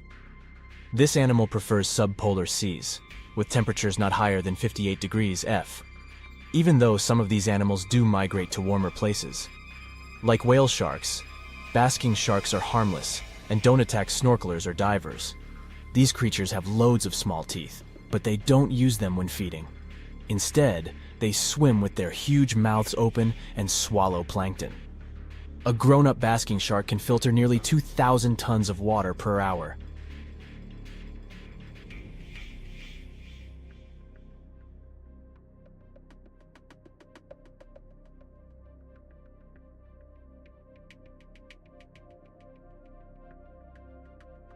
July 17th, 1998. It started like a usual quiet evening in the villages along the north coast of Papua New Guinea. Then, at 5:49 p.m., the ground shook violently. Suddenly, a 7.0 magnitude earthquake struck. It sent shockwaves through the region. Walls cracked, homes trembled, and the earth beneath the villagers' feet shifted and twisted. It lasted for 19 seconds, with a depth of 19 miles, and seemed like a typical earthquake. And while it caused some damage, this wasn't the kind of destruction that screamed doom. So, people were tricked. They thought it was over. They didn't know that the worst was still coming. Then some villagers noticed mysterious lights. It began with a flash of red light along the horizon, a streak that looked like fire. It appeared shortly after the initial earthquake, stretching across the northern sky above the ocean. It flared brilliantly, then vanished in an instant. What could it have been? People started speculating whether it's a warning about something or just sunlight reflecting strangely. But just as it disappeared, it was followed by a loud booming sound from the sea. No one knew what that meant, and some villagers went to the beach, curious to scan the views. What they noticed there chilled them to their core. The ocean looked wrong. The water wasn't calm. It churned, bubbled, and boiled in an eerie, unnatural way. That's when they saw it. A massive wave building in the distance, rushing toward them with terrifying speed. Panic spread like wildfire. People climbed trees, pushed boats into the lagoon, hoping to escape the approaching monster. Unfortunately, it was too late. The first wave hit with unimaginable force and swept away entire villages in an instant. The debris was scattered around, trees were uprooted, buildings were displaced up to 160 to 200 feet inland. Even decades later, some of these affected villages can't be accessed by roads. At the same time, another strange phenomenon emerged. Many people described a red glow at the crest of the tsunami, as though the wave carried fire in its peak. They described an eerie glow as the wave approached the shoreline, a deep and unearthly hue, visible even from far-off places like Itape. And this was only the beginning. 2 more waves followed in quick succession. The second one was the most horrifying, from 33 to almost 50 feet high. By the time the ocean finally receded, the coastline was unrecognizable. After the waves had ravaged everything, leaving villages in ruins, the sky put on one final display. Survivors described a yellow or yellow-red glow illuminating the sky over the ocean. One man who survived by climbing up a tree saw the glow lingering over the horizon, stretching toward the direction of Arap and Itape. At Malol, the Sisters of the Mission looked out to the sea and were stunned by the surreal calm of the golden water. It was still as glass and lit by this unearthly glow. The glow was so vivid, it lit up the entire devastated landscape. Luckily, this allowed survivors to begin searching for their missing loved ones. A lot of people believe these lights were supernatural, an omen of sorts. This event ended up being catastrophic, sudden, and unpredictable. The Royal Australian Air Force responded immediately, sending in planes with relief supplies. People started an investigation. What exactly caused this disaster? Turns out, this tsunami wasn't like most others. Tsunami waves are very different from regular ones. We usually imagine huge breaking waves next to the beach. But they might first look like the water is rushing away from the shore. Stay vigilant because this is a warning sign. The water will come back very quickly and rise like a massive tide, often with devastating force. Rarely they come alone. They often arrive in a series, destroying everything along the coastline. They happen when a large amount of water in the ocean or big lake gets suddenly pushed out of place. The main causes are usually earthquakes, which happen when the Earth's tectonic plates shift suddenly under the ocean. They start lifting or lowering the seafloor, and this pushes the water above it, causing huge waves. This tsunami in Papua New Guinea was completely different though. At first, scientists thought that it was caused by the Australian and Pacific tectonic plates slipping against each other. But it turned out that the earthquake itself wasn't the problem. It really was pretty small. However, it had triggered a massive underwater landslide. When the seabed shifted, it pushed away an insane volume of water. The waves reached almost 50 feet high, like a 4-story building. That's how we realized that even small earthquakes can actually cause massive tsunamis via underwater landslides. What's even worse is that tsunamis like this can happen with little or no warning, simply because the earthquake alarms don't go off. But what about that bubbling and boiling of water that people saw? Turns out, this was the release of underwater gases. Beneath the ocean floor, there are pockets of gas trapped in the sediments. For example, methane, which is often found in oil and gas fields. or hydrogen sulfide, a gas that smells like rotten eggs. During the earthquake, the seabed probably cracked or shifted, releasing these gases into the water. This caused bubbling or boiling. The water might have heated in some areas. People mentioned that the waves felt hot and even stung their skin. The chemicals in it most likely made things even worse, irritating their skin. These gas eruptions might also have played a role in making the tsunami stronger. Maybe they were the ones that loosened the sediments that caused the underwater landslide, or pushed the water up when the gas escaped. It's like shaking up a bottle of soda. If the pressure releases suddenly, it causes a huge reaction. But what about the strange lights? Well, that's more complicated. There's a phenomenon called earthquake lights. They happen all around the world, flashes, glows, or aurora-like effects. Although they're usually white, bluish, or even multicolored, sometimes these lights last seconds, sometimes up to tens of minutes, at any point in an earthquake. If we go by their description, then the first red flash could have happened because of electricity. Earth's crust is full of quartz and similar stuff that can release electricity under pressure. When the earthquake shook the ground, all that electricity traveled up into the air. Gases from before could have helped here. They could ignite or interact with charged particles in the air, making the lights even brighter.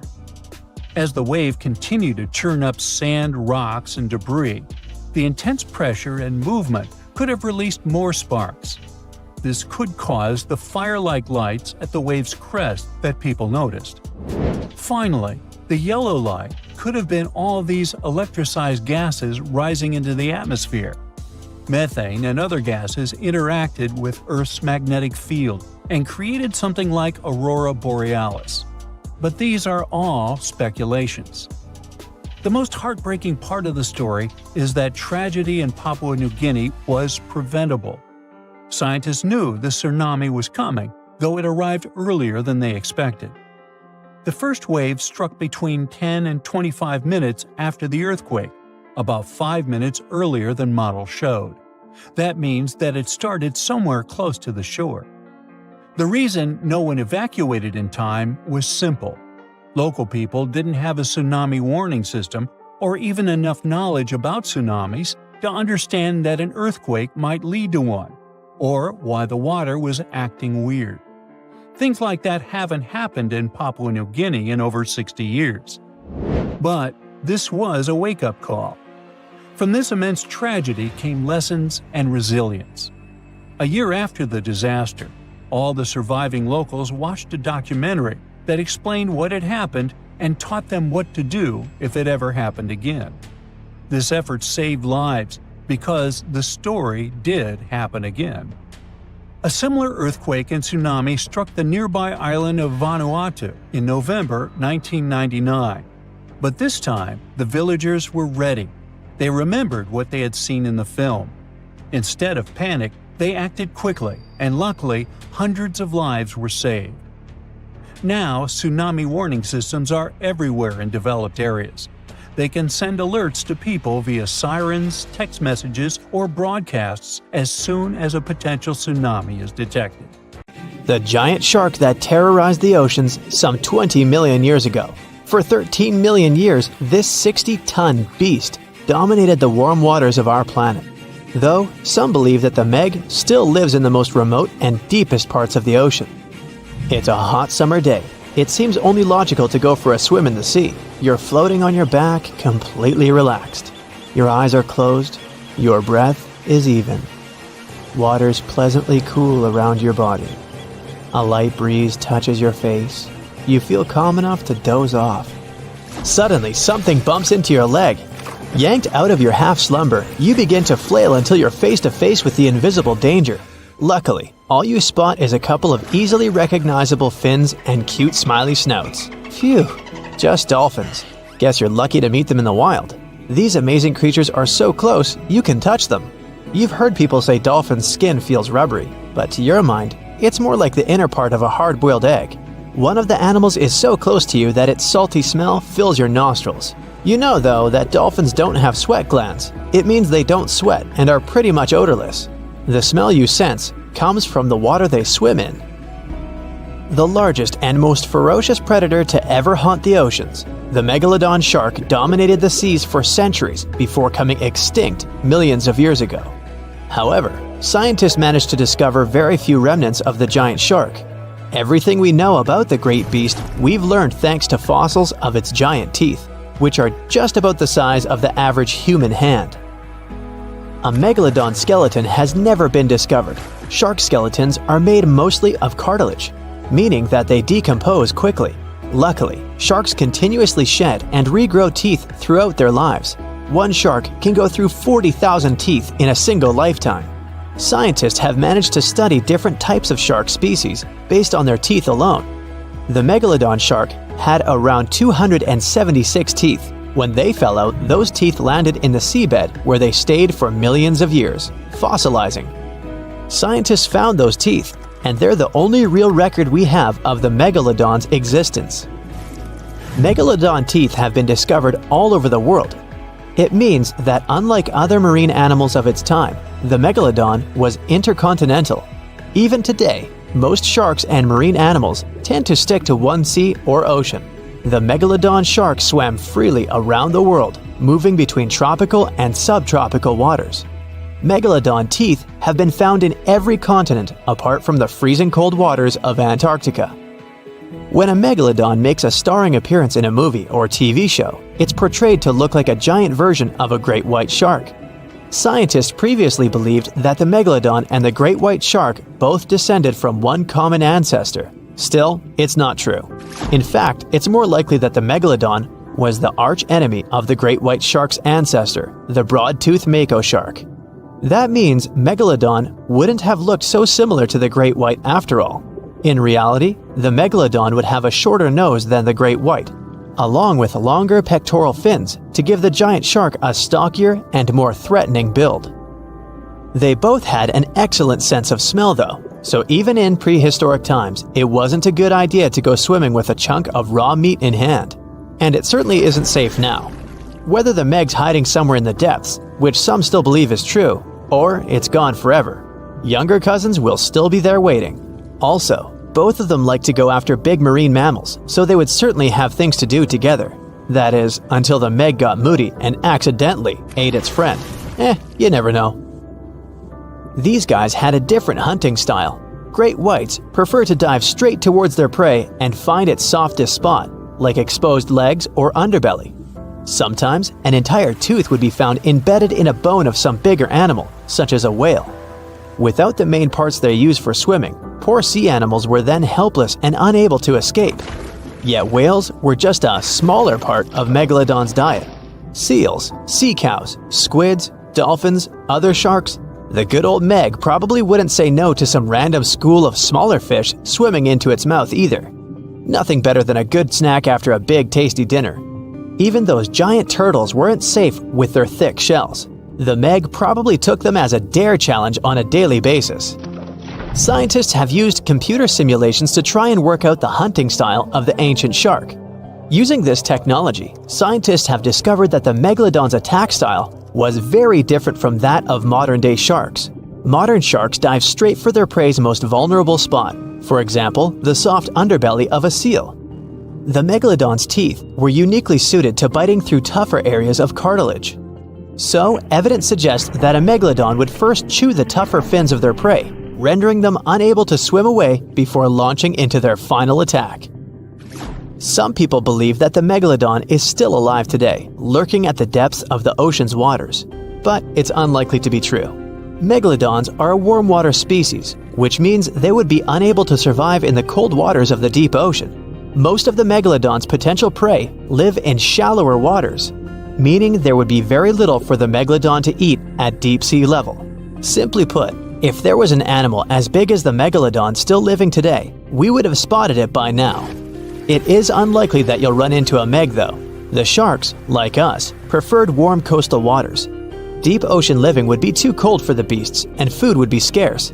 Their entire bodies would also have to evolve to avoid being squished by the enormous water pressure down there. It's unlikely they're still around, but not impossible. Some good news if you do run into one is that the shark is pretty unlikely to eat you. You are way too small a meal for the Megalodon, even if you have a couple of friends with you. This guy eats whales that are over 50 feet long. If you're having a beach party though, it's a different story. In a beach full of swimmers, the shark very well might creep up, scooping several humans into its giant mouth without even chewing. The fearsome name Megalodon comes from two Greek words, megas, meaning big, and odont, meaning tooth. Combined, they mean big tooth, and it certainly lives up to its name. Just one of its chompers is the same size as a human head. It had 276 humongous teeth in total, across 5 terrifying rows.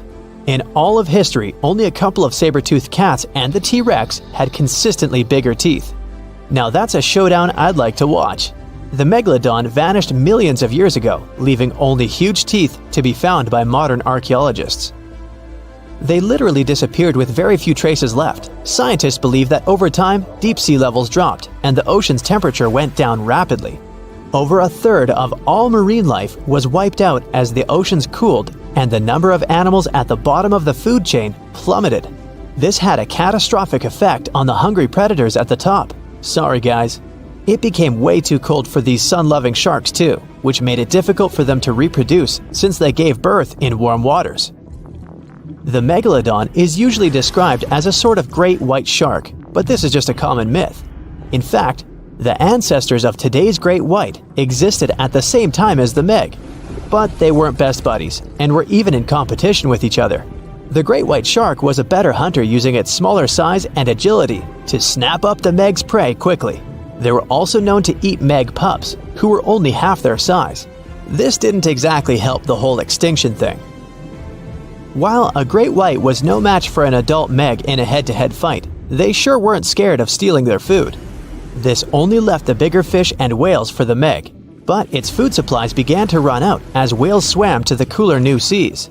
The whales adapted to prefer the colder temperatures, leaving our friend the Meg behind. The Megalodons either starved or were frozen into extinction by the Ice Age. Rather than a great white, the Megalodon is more like a modern bull shark.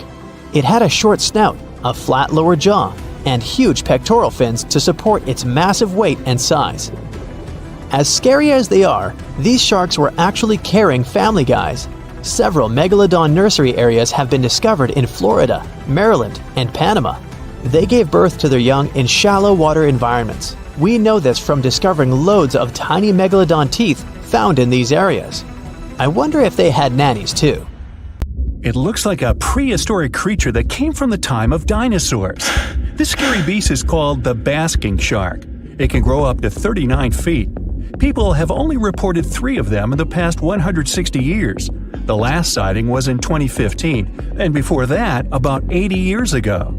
These sharks sometimes rise to the surface to filter out small animals, such as shrimps and other small crustaceans, when they want to have a nice, tasty seafood dinner. But when there isn't enough grub at the surface, they go down to the depths of almost 3,300 feet, where they tend to stay for months, which is something researchers discovered using satellite tags. Tag, you're it! Now, basking sharks like to spend their time in more temperate waters, but they can migrate long distances. They live across the globe, but in warm tropical or subtropical areas, they won't go near the surface because they're not fans of high temperatures. The lion's mane jellyfish is not that rare, but it's fascinating how large it is. It's the biggest among jellyfish species and the longest animal. Its total length can reach 120 feet. That's approximately 23 feet more than the longest blue whale scientists know about. The jellyfish has around 70 to 150 tentacles, and they all contain huge amounts of neurotoxins that can seriously harm you if you come in contact with the animal. But people don't usually come across this type of jellyfish because it rarely lives near the coast, preferring the open ocean. Generally, you can find the lion's mane jellyfish no deeper than 65 feet below the surface, where it dines on small fishes, zooplankton, and some other types of jellyfish. It uses its tentacles to catch its value male. Hey, you want fries with that? The giant phantom jelly comes out of the darkness and depths of the ocean's midnight zone. Its sun hat-shaped bell reaches over 3 feet across. This bell trails 4 ribbon-like mouth arms that can be up to 33 feet long. This quite rare creature uses its mouth arms to catch unfortunate animals swimming around and not knowing what's coming for them. Giant phantom jelly propels itself through the water with periodic pulses coming from its orange head. It glows faintly and mysteriously in the pitch-black depths. It lives across the globe in all the oceans except for the Arctic. I'm guessing it's too cold. Because of its odd shape, people often call the oarfish the dragonfish or sea serpent. It's about 26 feet long, which makes it the longest bony fish we know about, and lives at depths of 3,300 feet. Oarfish spend most of their time in the deep, dark parts of the open ocean in tropical and subtropical areas. They almost never come to the surface, unless, invited. It's a ribbon-shaped and shiny silver creature with a long red dorsal fin and red oar-like pelvic fins. Its body has no scales and is very thin. The fish can grow to a length of about 30 feet and weigh 660 pounds. Oarfish have really big eyes that help them see better in their dark, scary surroundings. The frilled shark is definitely one of the gnarliest-looking marine animals out there. If you saw it somewhere, you'd probably think you went back to the age of dinosaurs. Yup, the frilled shark is a prehistoric creature because its roots go back 80 million years. This living fossil can grow to be 7 feet long. It got its name from its frilly gills. Even though frilled sharks have the shark part in their name, they swim similar to an eel in a distinctly serpentine way. Its mouth is terrifying. Similar to the maw of the great white shark, it has 300 trident-shaped teeth lined in 25 rows. Hey, come a little closer, huh? Researchers discovered this creature in the 19th century, but people rarely see it, and no wonder. It usually lives at depths of between 390 and 4,200 feet. Most of the time, the frilled shark feeds on squid, swallowing them whole. Its long jaws allowed the frilled shark to gape extra wide and swallow animals half as long as its entire body. Goblin sharks are very rare. Researchers have spotted fewer than 50 of them in more than 120 years. But maybe that's for the best, since we're talking about a pretty scary fella with a narrow snout and sharp teeth. It's also capable of thrusting its entire jaw outward when it wants to catch something. Sounds familiar. As it's lurking through the dark depths of the ocean, a goblin shark sees a small squid that looks quite yummy. The dangerous animal inches toward the squid. When the poor creature notices the predator, it tries to dart away, but it's too late. The shark has already thrust its jaw the whole 3 inches out of its mouth. This jaw is connected to the flaps of skin the shark can unfold. This helps a lot because the goblin shark is a sluggish animal, so it's pretty hard for it to chase its food. After finishing its lunch, the goblin shark puts its jaw back in its mouth and swims away as if nothing's happened. Goblin sharks mostly live at the bottom of the ocean. Like many other shark species, they prefer swimming alone. Here's a silver-colored creature with very rough skin. That's the ocean sunfish, with a total length of almost 11 feet. Its other name is mola. The ocean sunfish is the heaviest of all bony fish out there. People sometimes call it a swimming head because of its bizarre appearance. These creatures have such a weird shape because they're born with a back fin that never actually grows. It just folds into itself as the animal matures and creates a rounded rudder. The sunfish is a bit clumsy. It moves with the help of its mighty fins that allow the animal to swim on its side. This marine inhabitant is a solitary creature. It mostly feeds on zooplankton and jellyfish. The spotted wobbegong is one of the world's rarest sharks. It grows to be more than 10 feet long. It may not look as terrifying as some of its shark relatives, but it's pretty good at catching unsuspecting animals swimming past, mostly during the night. The animal has a spiracle, which is why it can breathe while staying still at the bottom of the ocean. It's motionless most of the time, which is why you can barely notice it. Its flat body and large pelvic and pectoral fins blend in with the underwater terrain. That's why they're so good at hiding. This ability helps when these sharks want to protect themselves too. Wobbegong means carpet shark. They usually live close to the ocean floor in coral reefs, on sandy bottoms, and under piers. People have even spotted the shark in the water that is barely deep enough to cover its flattened body. Now, blobfish lack teeth and bones, so they can't actively hunt. Since they don't have much muscle mass, they can barely move around. Hey, I had a roommate like that once. They get their energy from animals they scoop up from the seafloor. They also know how to conserve this energy. That's how it usually goes with deep-sea creatures. They don't have as much food as those animals that swim closer to the surface. Instead, they have special body mechanisms that allow them to save energy for the times when they don't have much to eat. Pressure at the depths where the blobfish lives is 120 times as high as that at the surface. That's why the bizarre creature looks like a weird gelatinous mass only when you bring it up to the surface. The pressure here is not strong enough to keep its body together. Hey, breaking up is hard to do. The white margin stargazer could compete with the blobfish for the title of the ugliest animal in the sea, don't you think? Now, this animal has eyes on the top of its head, together with an upward-facing mouth which the creature uses to hide itself in the sand. That's where it spends most of its time, with only its eyes protruding from the sand. It chills this way until some small animal passes by. It can lunge at its target incredibly quickly, literally within milliseconds. This creates a vacuum in the water that pulls in a crab, fish, or some other small, unfortunate animal. Another tactic involves venom. This fish has a venomous spine in its shoulder blade that helps with catching other animals and defending itself against enemies. Even though it's not related to the electric eel, the white margin stargazer can generate an electric shock as powerful as 50 volts. Ow! Most of the ocean is still shrouded in mystery, whether we're talking about dark corners or creatures that are hiding in the depths. But sometimes, it gives us a peek into scary things it hides in its cold, dark depths. Like when you hear on the news that there are some deep-sea creatures washed ashore after a powerful storm once again. Some just look weird, while others are real monsters that live at depths of more than 3,300 feet. The coldest and deepest parts of the ocean have created one specific phenomenon called gigantism. So, sea spiders, squids, worms, and many other animals, mostly invertebrates, or creatures without backbones, they're all way bigger and scarier than the versions we see in the more shallow areas. In the Pacific depths, you can see a sea sponge as large as a minivan.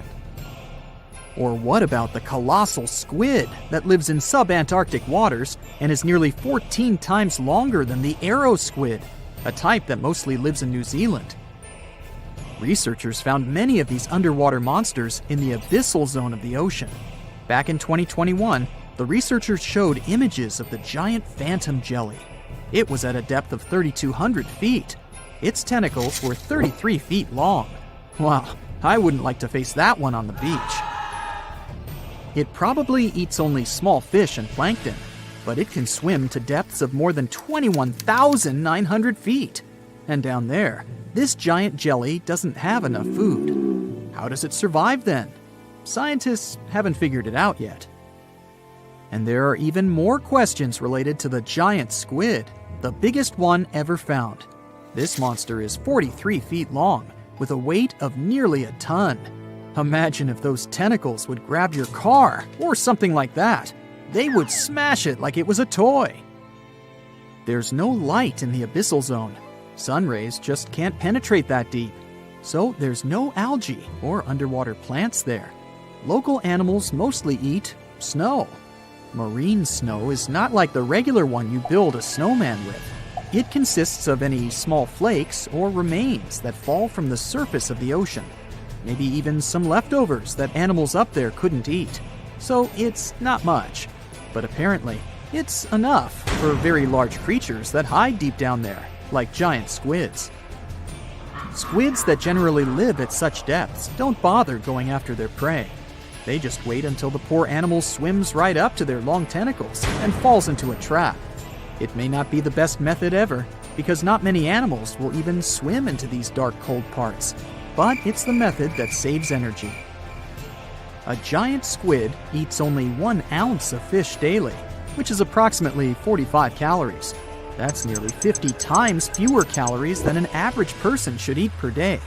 So when a squid gets one fish, it saves it for a couple of days.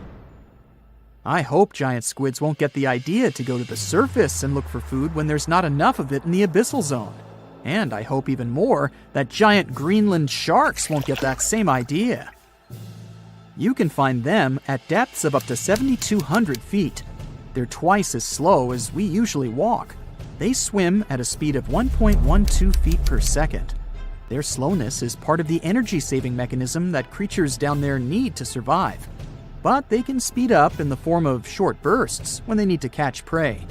But they kinda change their diet from predator to scavenger, considering their environment.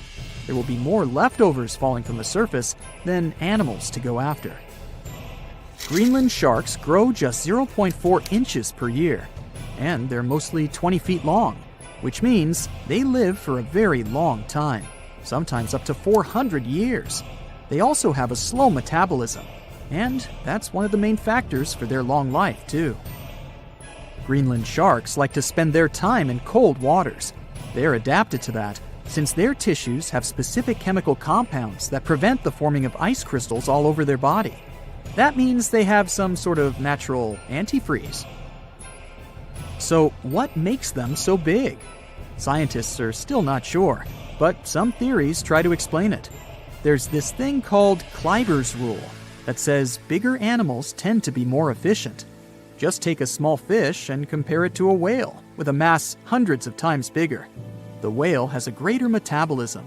It conserves energy more efficiently and loses less of it to the surroundings through heat. Moving on, bigger animals can ingest bigger prey. They're more likely to go through tough issues in their environment or defend themselves from predators going after them. Also, the body gets bigger when temperatures are lower. The Greenland shark is a perfect example. So are giant sea spiders. Sea spiders are generally common, and you find some very small ones at 0.04 inches. But in deeper parts of the Antarctic, they become 3-foot-long giants. They grow so big because the cold water has more oxygen. That way, more of it diffuses into the animal's body, and that allows it to grow bigger. Yeah, both as a creature and a nightmare. And how about this giant tube worm? Researchers found it accidentally while they were exploring the mysteries of the Pacific Ocean floor. They stumbled upon unusual hydrothermal vents. Volcanic heat is a thing that gets them going. As water seeps down through faults or cracks in the rock, these vents change their direction.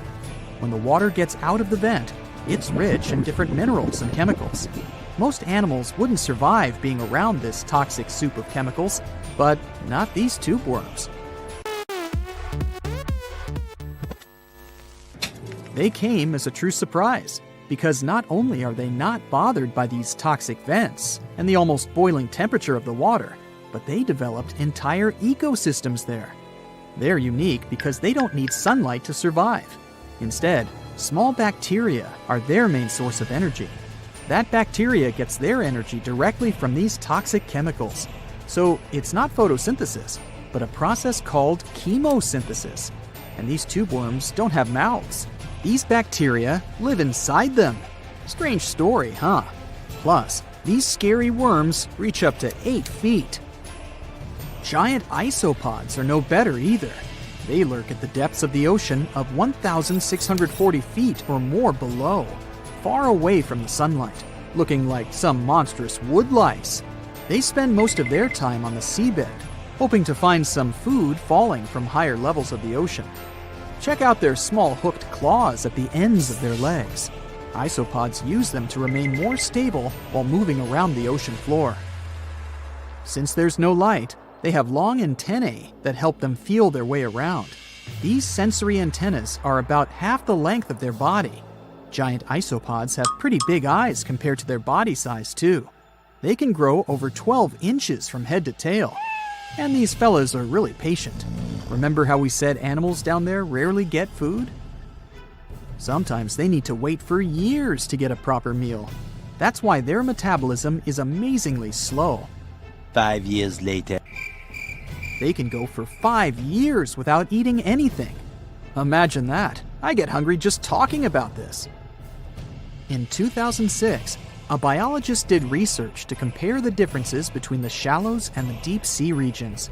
He realized the deep sea mirrors the island rule. First, isolated parts of land develop biodiversity you won't find anywhere else.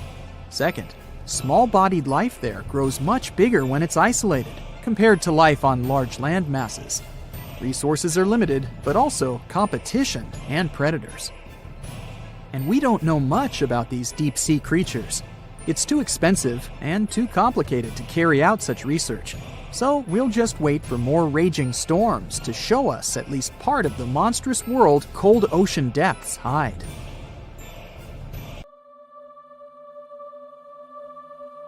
Within the ocean waters, somewhere in the southern hemisphere, a ghostly black shadow looms deep down in the depths. Suspiciously swimming far below, the Megalodon is hunting for its next meal. With the appearance of a great white shark, but 3 times the size of the largest ever recorded, its intimidating design has evolved over millions of years, creating the ultimate natural predator. For millions of years, the intimidating evolutionary traits have gone unchecked and unopposed. With its keen senses, it detects its prey within 3 miles.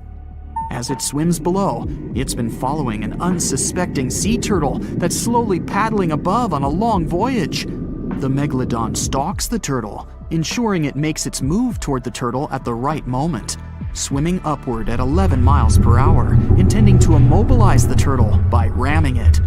As it approaches, the Megalodon's adept senses notice something else lurking nearby. Pausing its pursuit of the turtle, it adjusts and turns to face another, much larger object. The Megalodon may be the largest marine predator to have ever lived on Earth, rightfully feared by all creatures within these waters, but not today. There is a newcomer to these parts, one that has a similar reputation and matches the Megalodon in ferocity. This unknown creature intends to contest these hunting grounds. The challenger is the Leviathan.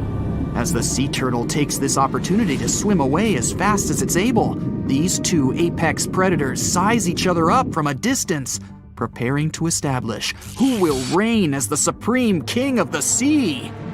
The Megalodon dominated the ocean sometime between 3 to 23 million years ago, spreading to all corners of the globe, within seas surrounding Europe, Africa, the Americas, and Australia.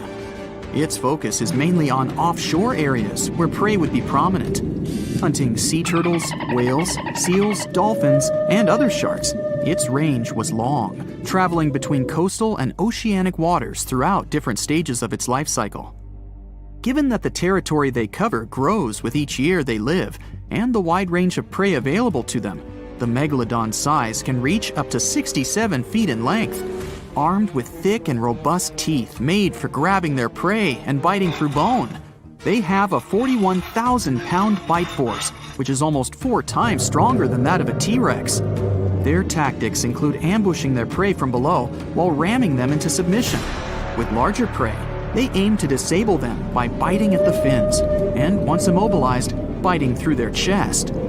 Their jaw is made up of around 276 frightening serrated-edged teeth that are 7 inches long and jagged at the sides. The Megalodon's competitor, the Leviathan, is armed with 22 large teeth of its own that come in various sizes, some up to 12 inches long. All are capable of piercing through its target. Excluding tusks in comparison, these are among the largest teeth that have ever existed on any known animal. Although it hasn't reached an overall equivalent size to the Megalodon, its length is equally impressive, as it's capable of growing as large as 57 feet long. Mainly living within the southern hemisphere, they've only been around for a short while, existing from 9 to 10 million years ago. Although it hunts similar prey to the Megalodon, it has a different strategic method of hunting, chasing its prey, tiring it out to the point of exhaustion, and then finishing it off by ramming it with its head and then biting it. It also has a more adaptive trait in its arsenal, its much larger brain. Being a warm-blooded mammal, it possesses superior intelligence, ensuring quicker thinking, with the ability to change its tactics at crucial moments. The Megalodon acts on sheer instinct, and that has worked consistently for the past few million years. But will it work now? Although there are millions of years of difference between when these two behemoths existed and patrolled the seas, they shared a short period of time in history. But when they did overlap one another's territory, they created some of the most epic conflicts that have ever been had on Earth. This Megalodon's turf has never been in contention until now. As the Leviathan approaches, observing the much larger Megalodon, it's hesitant to make the first move, as generally, anything that it has come across before attempts to escape immediately, causing a chase to begin. The Megalodon, however, never flees. The Megalodon's instincts ensure it will act overconfident, and, as expected, it makes the first move. It swims at full speed, gliding through the water, aiming to ram the Leviathan. The Leviathan has no other choice but to do the same, rather than turning to flee and leaving itself unprotected. The two aquatic giants slice through the water on their way to meet fin to fin. The Megalodon is puzzled that its foe is not turning tail to swim away, but it continues, as it has no reason to doubt victory from this tried and true tactic that has never failed before. As the Megalodon approaches, it quickly turns to swim downward. It's faster and more agile than its opponent. It maneuvers below, gaining some distance. The Leviathan moves much slower and is unable to turn in time as the Megalodon veers upward and rams it on its soft underbelly, attempting to force it into submission. There is little effect due to its size, and the Leviathan continues to turn, but it's far too slow as it attempts to bite with a desperate hope to grasp its attacker with its powerful jaws. The Megalodon easily swims away from its toothy trap, quickly retaliating by taking aim at the tail and fins, chipping away at little pieces as it bites, then quickly retreats, continuing this routine over and over, trying to disable the Leviathan's defenses. This tactic is effective, but it's taxing on the Megalodon as it's running out of energy. Still, it pushes hard to try and finish the hunt, using all the energy at its disposal, expecting that the struggle will not go on much longer. The Leviathan is outmatched. The speed of its combatant is far superior, and the constant chipping away at the fins and tail is becoming too costly. Upon realizing its abilities are surpassed and that it's helpless to resist the constant array of attacks, it attempts to swim away, maneuvering as it flees, desperately trying to obtain some distance from its aggressor.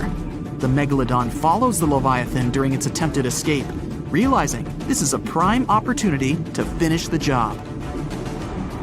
The Leviathan swipes its large tail as it swims, trying to repel any further attacks from the Megalodon. It hits the Megalodon and stops it in its path with every advance.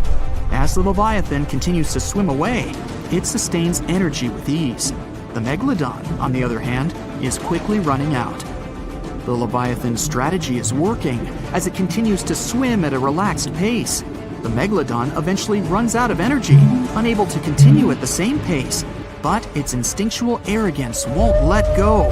In its evolution, it has never really needed to develop the ability to flee. There has never been a reason for it.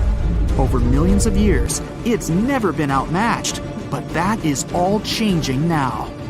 As they press on, it's clear that this is a contest between a marathon swimmer and a sprinter. The Leviathan continues to conserve its energy wisely, while the Megalodon, starved of energy, continues to pursue, becoming slower with every flick of its tail, to the point that it's unable to maintain the chase. Upon realizing its foe is exhausted, the Leviathan turns toward the Megalodon. Now, with dominant speed and maneuverability, it spreads its massive jaws, grasping the Megalodon's spine, ending the struggle and ensuring its victory. The challenger, the Leviathan, is a novice in comparison to the ancient Megalodon, but thanks to evolution, it ensured its eventual victory. This guaranteed its reign as the top predator, and arguably the greatest predator to have existed on Earth. Unfortunately, it would only be a short reign. No, there wouldn't be a larger or more superior foe to take the mantle. The world would begin to change. The Earth would soon go through a cooling trend, which would cause the main prey of the Leviathan to go extinct. And without a food source to sustain this hulking beast, it was unable to continue. But this led to other similar predatory animals taking its place. The killer whale, sharing similar characteristics, eventually replaced its predecessor. The Megalodon would then retake the mantle by default due to the absence of its victor. Continuing with its prior successful strategy and broader food source, it ensured its prolonged survival. But as the seas cooled even further and became much shallower worldwide, it became more difficult for the Megalodon to reproduce. The suitable shallow areas that were necessary for nurseries quickly disappeared, and without these, the Megalodon too eventually went extinct. And just like its former opponent, other smaller sharks were able to adapt to these changes in the shallower waters, ensuring a more diverse pool of predators to dominate the seas. South Caribbean Sea, July 21st, 2047. Well, it's finally happened. The research institution you work for got word of a massive shark spotted off the coast of Panama. Local scientists confirmed the impossible. It's a megalodon, and you've been sent with one mission: to study this thing up close and within. Hey, it's also your birthday, but the cake will have to wait. They've already got the specimen ready. With enough tranquilizer to take down 10 elephants, the Meg is immobile. But you're on a strict time limit. The sedation will wear off in a half an hour. All right, it's go time. The head researcher slaps you on the back. Good luck down there, and remember, don't get anywhere near that turbine. Oh right, they set that up in front of the shark to keep water flowing through its gills. Without the continuous flow, the Meg wouldn't be able to breathe. Got it. And you jump overboard. You set the timer in your watch for 25 minutes, just to be safe. The shark isn't too far under the surface. 60 feet long, weighing probably 50 tons, it's the size of a train car. She's a big girl, all right. Males wouldn't get much bigger than 40 feet. You swim closer to her, remove one of your gloves, reach out and touch her. Her skin is like sandpaper, covered in tiny teeth-like scales. They curve toward her tail fin and reduce drag as she swims. How is it going down there? Keep it quick. It's all good, Dr. Perez. I'll be done before you know it. You pull out your tablet and open the X-ray app. You hold it in front of you and run it along her body. The screen shows all the detail in her strong muscles. The red tissue needs oxygen and helps her cruise over long distances. Then there's white muscle tissue. It isn't oxygenated and is only used for sudden bursts of speed. You switch the setting to skeletal view. All the cartilage, the same flexible stuff your ears and nose are made of. It keeps the shark lightweight so she can zip through the water without expending too much precious energy. And zip she does, about 16 feet per second, twice as fast as the great white. The weight of her own body would crush her internal organs on land, since sharks have no rib cage. Let's see how old you are. You zoom in on her backbone. It's calcified, just like her jaw, making them both stronger. You do a crosscut of one of the discs in your app. The vertebrae have bands. Just like rings in trees, they tell the shark's age and growth history. You count them. 15. She's about halfway through her life. Her skull is made of a denser cartilage to protect the shark's Y-shaped brain. The snout is spongy and flexible, easily taking blows without breaking. 20 minutes left on the sedation. What's your status? The lead researcher radios in again. Muscular and skeletal analyses are done. Moving on to the sensory organs. Roger that. You swim up to one of her black, beady eyes. A chill goes down your spine. It's as if she's looking right at you, a helpless piece of meat, her next meal. Hey girl, if only you had eyelids to let me know you're definitely knocked out. Behind her eye, you see a tiny hole. Hey, found your ear. Sharks obviously don't have outer ears, but their hearing is still impeccable. This megafish could hear you thrashing in the water from 10 football fields away. It's the low frequencies of irregular splashes that catch her attention. They mean one thing: wounded prey. From there, you follow her lateral line, a line of pores extending down the sides of her body. It's a special system in sharks that detects the slightest movements in the water, how far away the source is, which direction is coming from. Basically, a shark's entire body is like one giant ear. Just gonna examine your nostrils, my dear. Strictly for sniffing out prey, they don't lead to the throat and respiratory system like in humans, meaning sharks can't sneeze. The smallest hint of an odor runs into the nasal passage. Past folds of skin covered in sensory cells, they send the info to the olfactory bulb, which leads to the brain. In great whites, the nose can pick up a single drop of blood in an Olympic-sized pool. You look at your watch. 10 minutes left. You examine her gills. Water flows through them, and the gills extract oxygen from it. This is also where the body gets rid of CO2, essentially carrying out the function of lungs. But the oxygen to carbon dioxide exchange happens at the cellular level, and the blood is what transports it. You switch to circulatory view. There it is, the S-shaped heart. It's small compared to her body size and has only 2 chambers. The heart sends blood to the gills, where it picks up oxygen and moves on to the body tissues. The muscles, constantly moving and propelling the shark through the water, warm up the blood. This can only happen because the veins and arteries moving to and away from the heart are located so close to each other. Blood that's warmer than her environment and not dependent on it, unlike other fish, allows the Meg to hunt in cooler waters as well, even if she prefers warm areas. That means nothing can hide from her. Everything about her body is designed to sniff out and gobble up any prey. We're getting some fluctuations in the vitals. Come on, wrap it up. Almost done. One thing left, the thing you've been avoiding, her mouth and digestive tract. You swim up to her jaws, careful to keep your distance from the current flowing into her face. Her jaws have been propped open for better examination, and they're enormous. 10 feet across, 9 feet high, you could stand in her mouth with a friend on your shoulders. They can open up to 100 degrees, enough to fit the biggest prey out there. Large fish, whales, even other sharks.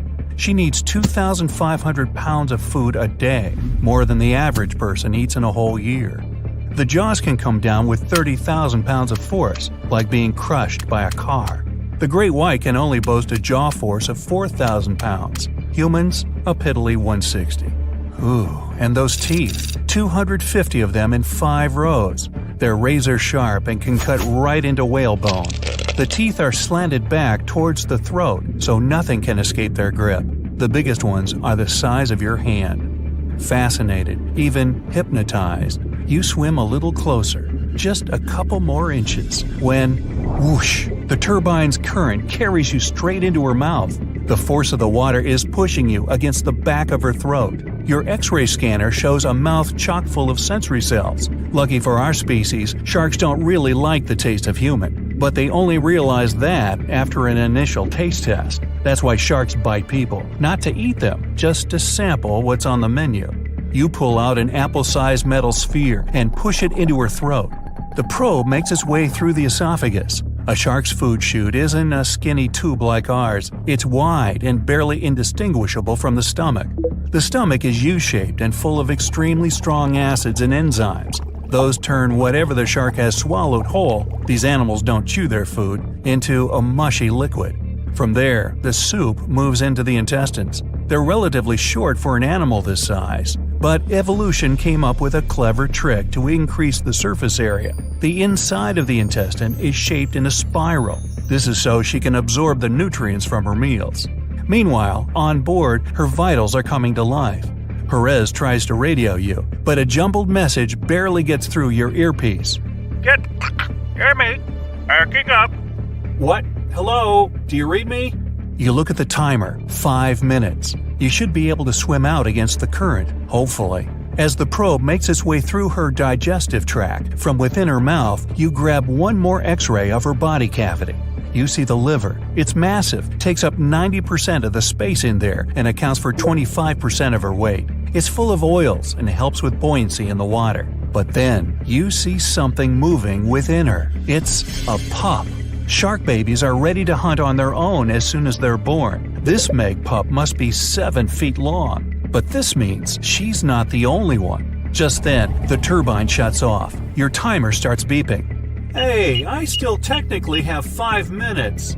Wrong. The shark starts to move. You swim out of her mouth as fast as you can and with all your might head back to the boat. She's still a little groggy, but Miss Meggie can swim. She beelines toward you just as you break the surface. The team grabs your hand, pulls you on board, and the boat speeds away. At that moment, the Meg comes leaping out of the water. She follows you for a while, but loses interest soon enough.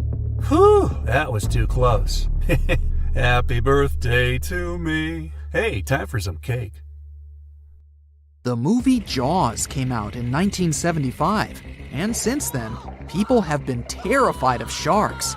Some people fear seeing a great white's head come out of their showers, not to mention the fear of running into one at your local pool. Of course, none of this is actually possible, but some other scary shark stuff is. Like, yes, sharks can attack boats. They probably won't sink one. It depends on the size of the shark and the size of the boat. Today, we're diving deep into the facts and myths about the sea's biggest predator. It was the year 1953. On a typical July morning, two fishers set out on their daily lobster harvest. They took their white-hulled dory out to sea off the coast of Cape Breton Island in Nova Scotia, Canada. Since it was the lobster season, the sea was dotted with several dories spread out across the water. But that day, something strange happened. As soon as they put the dory at sea, they noticed a large dorsal fin chasing after their boat. They were surprised to see that the shark would follow their boat's every move. For an entire week, they took out their white dory from the harbor, and the shark followed them around. Until one morning, as the men were alone at sea, the shark charged at full speed at the boat and smashed a 7-inch hole in its bottom. The boat turned over, and both men fell into the water. The shark didn't come after the men, though. Instead, it swam away and disappeared for good. To clarify, a dory is a small, fragile boat usually measuring 16 to 23 feet long. So how long did that shark need to be in order to sink it? Well, as soon as the boat was retrieved from the ocean, researchers found something interesting. One of the shark's teeth was found stuck in the hull. According to Harvard experts that analyzed the tooth, it most certainly belonged to a 12-foot white shark that weighed around 1,200 pounds. One thing intrigued scientists a whole lot. The great white didn't seem to be interested in the man aboard, but rather in the boat itself. The question is, why? Some people suppose that this great white followed the dory around because it was white, and the animal probably thought it was some big white mammal. It's not the first boat a shark has attacked. You see, sharks don't attempt to sink boats because they're mean and evil. Rather, it's due to murky waters and hard materials that make them mistake inanimate objects for their usual lunch menu. But that's not what we've learned from popular culture. In Jaws, the protagonist shark managed to poke several holes in the orca as it rammed the boat. The orca was a Nova Scotia-style fishing boat made out of wood planks. It wasn't a huge boat, so it seemed plausible that a great white could ram it. But, according to Mythbusters, that's very far from the truth. A great white swimming at its maximum speed wouldn't be able to take down a medium-sized fishing vessel. The same goes for bigger boats. Some bull sharks or great whites can turn over smaller vessels, though, like kayaks or small boats. If this happens, it's most likely because they think it's a sea mammal and nudge it before taking the first bite. No scientist can say for sure why they do this, only that it's usually a misunderstanding on behalf of the animal. The Shark Research Committee, a nonprofit scientific research organization, has documented a lot of shark attacks on inanimate objects and is trying to answer that question more thoroughly. So far, they've observed several attacks on objects such as crab trap buoys and inflatable float bags. The website has also registered 2 famous attacks on boats. The first one happened in 1959, and a shark left a tooth on the hull of a boat. Researchers later identified it as belonging to a 12-foot great white. The report of the other attack, which happened in 1989, claims that a boat was circled by a great white before the animal swam at the vessel at full speed and hit the boat several times. Of course, those who suffer the most from shark attacks and encounters aren't boats. It's surfers. As far as we know, surfers look like giant wobbly seals from the shark's perspective. According to the Shark Research Committee, There have been 41 confirmed shark attacks on surfers on the west coast of North America over the course of the last century. So, should we be so afraid of sharks after all? Let's learn more about these magnificent sea creatures. Off the top of your head, how many shark species can you name? 4, 8, 10? Well, there are over 500 species of sharks swimming in the ocean. They vary from tiny specimens, about the size of a human hand, to up to 39-foot-long creatures. The largest species of shark are actually not great whites, but whale sharks. And even those are small compared to the great Megalodon. This ancient creature that lived around 20 million years ago reached an unimaginable length of 60 feet. By comparison, that's the same as 2 to 3 buses placed one after another. I wouldn't swim in Megalodon-infested waters even if you dared me, that's for sure. We know that sharks are very good hunters, but why is that so? Their bodies seem to have been strategically built for speed. Instead of having a bone skeleton, like us humans, sharks have a cartilage skeleton, which makes them much lighter and also super fast swimmers. Each species of shark hunts depending on its nutritional needs. So, shark species that grow to an average of 3 feet have a diet based on fish. The ones that grow bigger start feeding off of bigger sea animals, such as sea lions and seals. Throughout their lives, some species of shark can shed over 30,000 teeth. Unlike humans, who are born with a set number of teeth in their jaws, sharks have an apparently limitless supply. In their defense, they do lose teeth pretty easily, as they can easily get stuck in their prey, for example. They also have multiple rows of teeth. The jaws of a great white can contain up to 7 rows of teeth, and can grow to be more than 6 inches long. And since we're speaking of great whites, the most feared shark species roaming the oceans, this is ray. Ray is an adult white shark. He can swim up to 50 miles a day, so he needs a lot of fat in order to keep his body functioning. Funny thing about Ray, when he opens his jaws to hunt, his eyes roll back together with his head, so his sight is hindered when he's taking a bite. Now, he does like it when the water is murky and underwater visibility is low. That's because it makes it harder for his prey to spot him coming. These conditions can make it easier for him to grab that yummy seal. But this can also make it easy for him to mistake a random boat for lunch and end up scaring some humans. Some Hollywood movies love to portray sharks as having superpowers. Although they're not innately cruel, one species of shark does have something that can be considered bizarre. Hammerhead sharks, one of the most dangerous species of sharks, have a sort of sixth sense. Inside their heads, they have electroreceptor organs called ampullae of Lorenzini. These organs allow sharks to detect the electromagnetic fields of all living things in the ocean. This ups their hunting abilities to another level. They can even find prey hidden in the sand because they sense its electromagnetic field. You should know one thing. If a shark lives in a balanced ecosystem, it won't feel the need to attack unknown things. These animals are curious, though, so maybe we should cut them some slack when they bite a piece off a random boat. The stonefish. Stonefish aren't going to win any beauty contests, unless the pageant is for best rock lookalike. Their tiny unreflective eyes and rough skin blend in perfectly with their environment. A large head, an even bigger mouth, and a home full of, yeah, it's rocks. And just because you're on the beach doesn't mean you're safe. Stonefish can survive for 24 hours out of the water. Stepping on one or even handling one won't be that fun. Their dorsal fin spines have extremely strong venom. It shoots out when they get stepped on, and it can lead to paralysis or even heart failure. You'll need help fast. No wonder they're one of the most dangerous creatures in the water, or anywhere. Be careful when scrambling around rocky areas. They love to play hide and seek. The deep sea dragonfish. If there were a prize for the most hideous fish in the ocean, the deep sea dragonfish would win.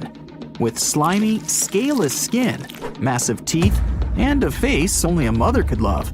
This bad boy of the sea is nothing to mess with. It likes to swim between 700 feet and 6,000 feet below the surface of the ocean, where the waters are the darkest and coldest. Along with some other creatures on this list, the deep-sea dragonfish relies on its bioluminescent body parts to catch prey. It also uses its hanging appendage, which boasts a little red light on the end, coming out from its lower jaw. Many fish mistake this little light for prey, luring them right into the jaws of the deep-sea dragonfish. Very clever dragonfish. Very clever indeed. The fangtooth. The Mariana Trench is an underwater trench with a depth of 35,000 feet, nearly 7 miles below the ocean surface. Let that sink in. While scientists know the Mariana Trench exists, it's one of the least explored places on Earth. It's also the deepest area of Earth's oceans. And although many creatures down there probably haven't even been seen by humans yet, scientists have had the creepy pleasure of getting to know the fangtooth. The fangtooth fish shamelessly lives up to its name. Just look at that thing. The fangtooth is carnivorous and feeds on just about anything it can find that gets caught in its sharp-toothed mouth. These fish rely on their contact chemoreception to find prey. In other words, they can sense chemical residue that comes off of other living organisms in the deep sea. This is because they don't have any light-producing cells on their bodies, unlike many other deep-sea fish. On top of all that, it's pretty dark down there, so whatever crosses their path, they chomp on. While these guys look pretty scary, they're not a threat to humans. They only grow about 7 inches long. Even so, I wouldn't want to run into one of these things during a relaxing swim in the ocean. The Dunkleosteus. Strangely enough, this prehistoric fish, known as the T-Rex of the seas, had no teeth. Those were replaced with bony plates that allowed it to have the strongest bite among other monsters of its size. The goblin shark. If you thought the movies about sharks were scary, this next deep-sea creature will make you swear off going for dips in the ocean forever. However, it lives 3,000 feet underwater, so you'll never likely see it face to face. The goblin shark looks like a cross between a shark and a creature from your worst nightmare. These sharks boast a protruding sword-like snout with a jaw that juts out to match. Unlike other sharks that have more of a gray hue, this creepy thing looks not so pretty and pink. Aside from their scary demeanor, what do scientists really know about the goblin shark? Well, not much, except that they can grow up to 18 feet in length. Looks like there's still a lot to learn about these guys, if you dare to. By the way, did you know that sharks don't sleep? Many species have to keep water moving over their gills to get oxygen, so they can't fall into a deep sleep like we do. That's why they stay half awake during rest. Typically, sharks don't even close their eyes. The cookie cutter shark. This shark is a living horror, with lower teeth being big and sharp, while the upper ones are much smaller. When its teeth fall off, the shark eats them to maintain calcium levels. Pretty smart solution for a shark. The frilled shark. Studying the frilled shark is like looking through a portal back to prehistoric times. That's because scientists think that these eel-like sharks haven't changed much since their oldest ancestors roamed the deep sea waters, so they're sometimes referred to as living fossils.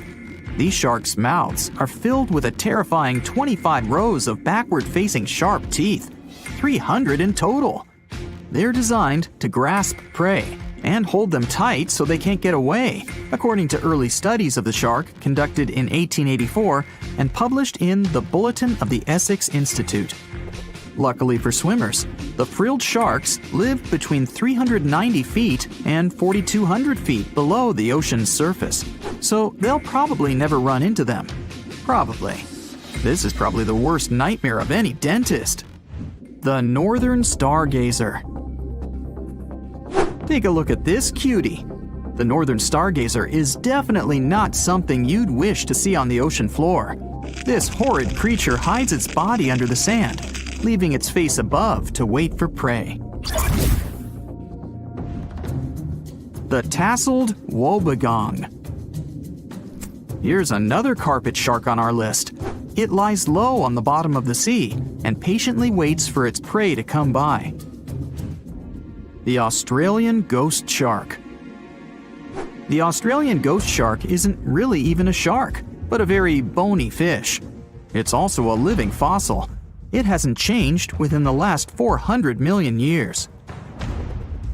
Believe it or not, sharks and humans have a common ancestor that lived around 440 million years ago. Even though we both evolved in our own way, there are still some signs of that connection. For example, the genome of an elephant shark is very similar to humans.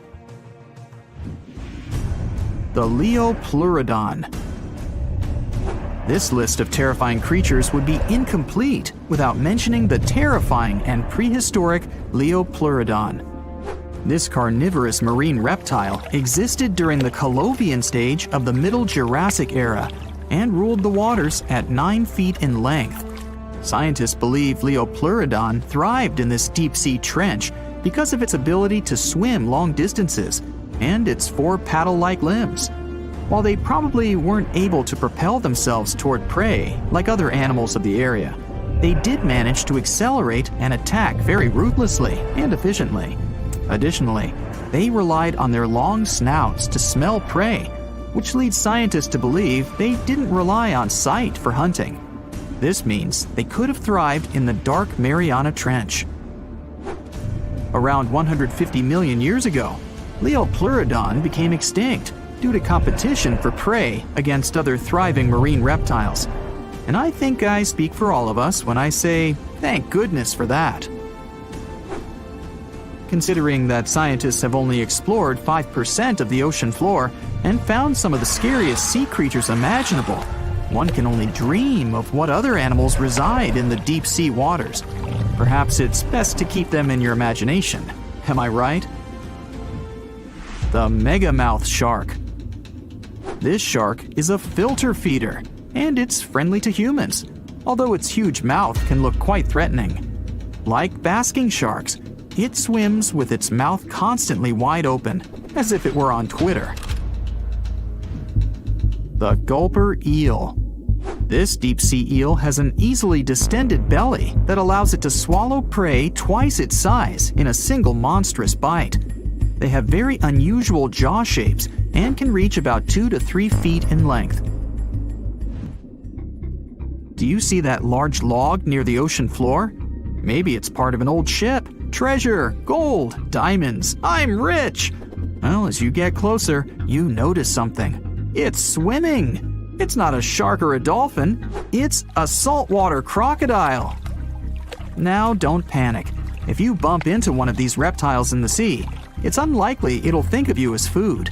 Crocodiles have a special valve in their throat that stops them from drowning underwater, but that doesn't mean they can't bite. Usually, they're heading to a nearby island, and the quickest way there is to body surf. They can't really take the ferry, you know. Watching one from a distance should be okay.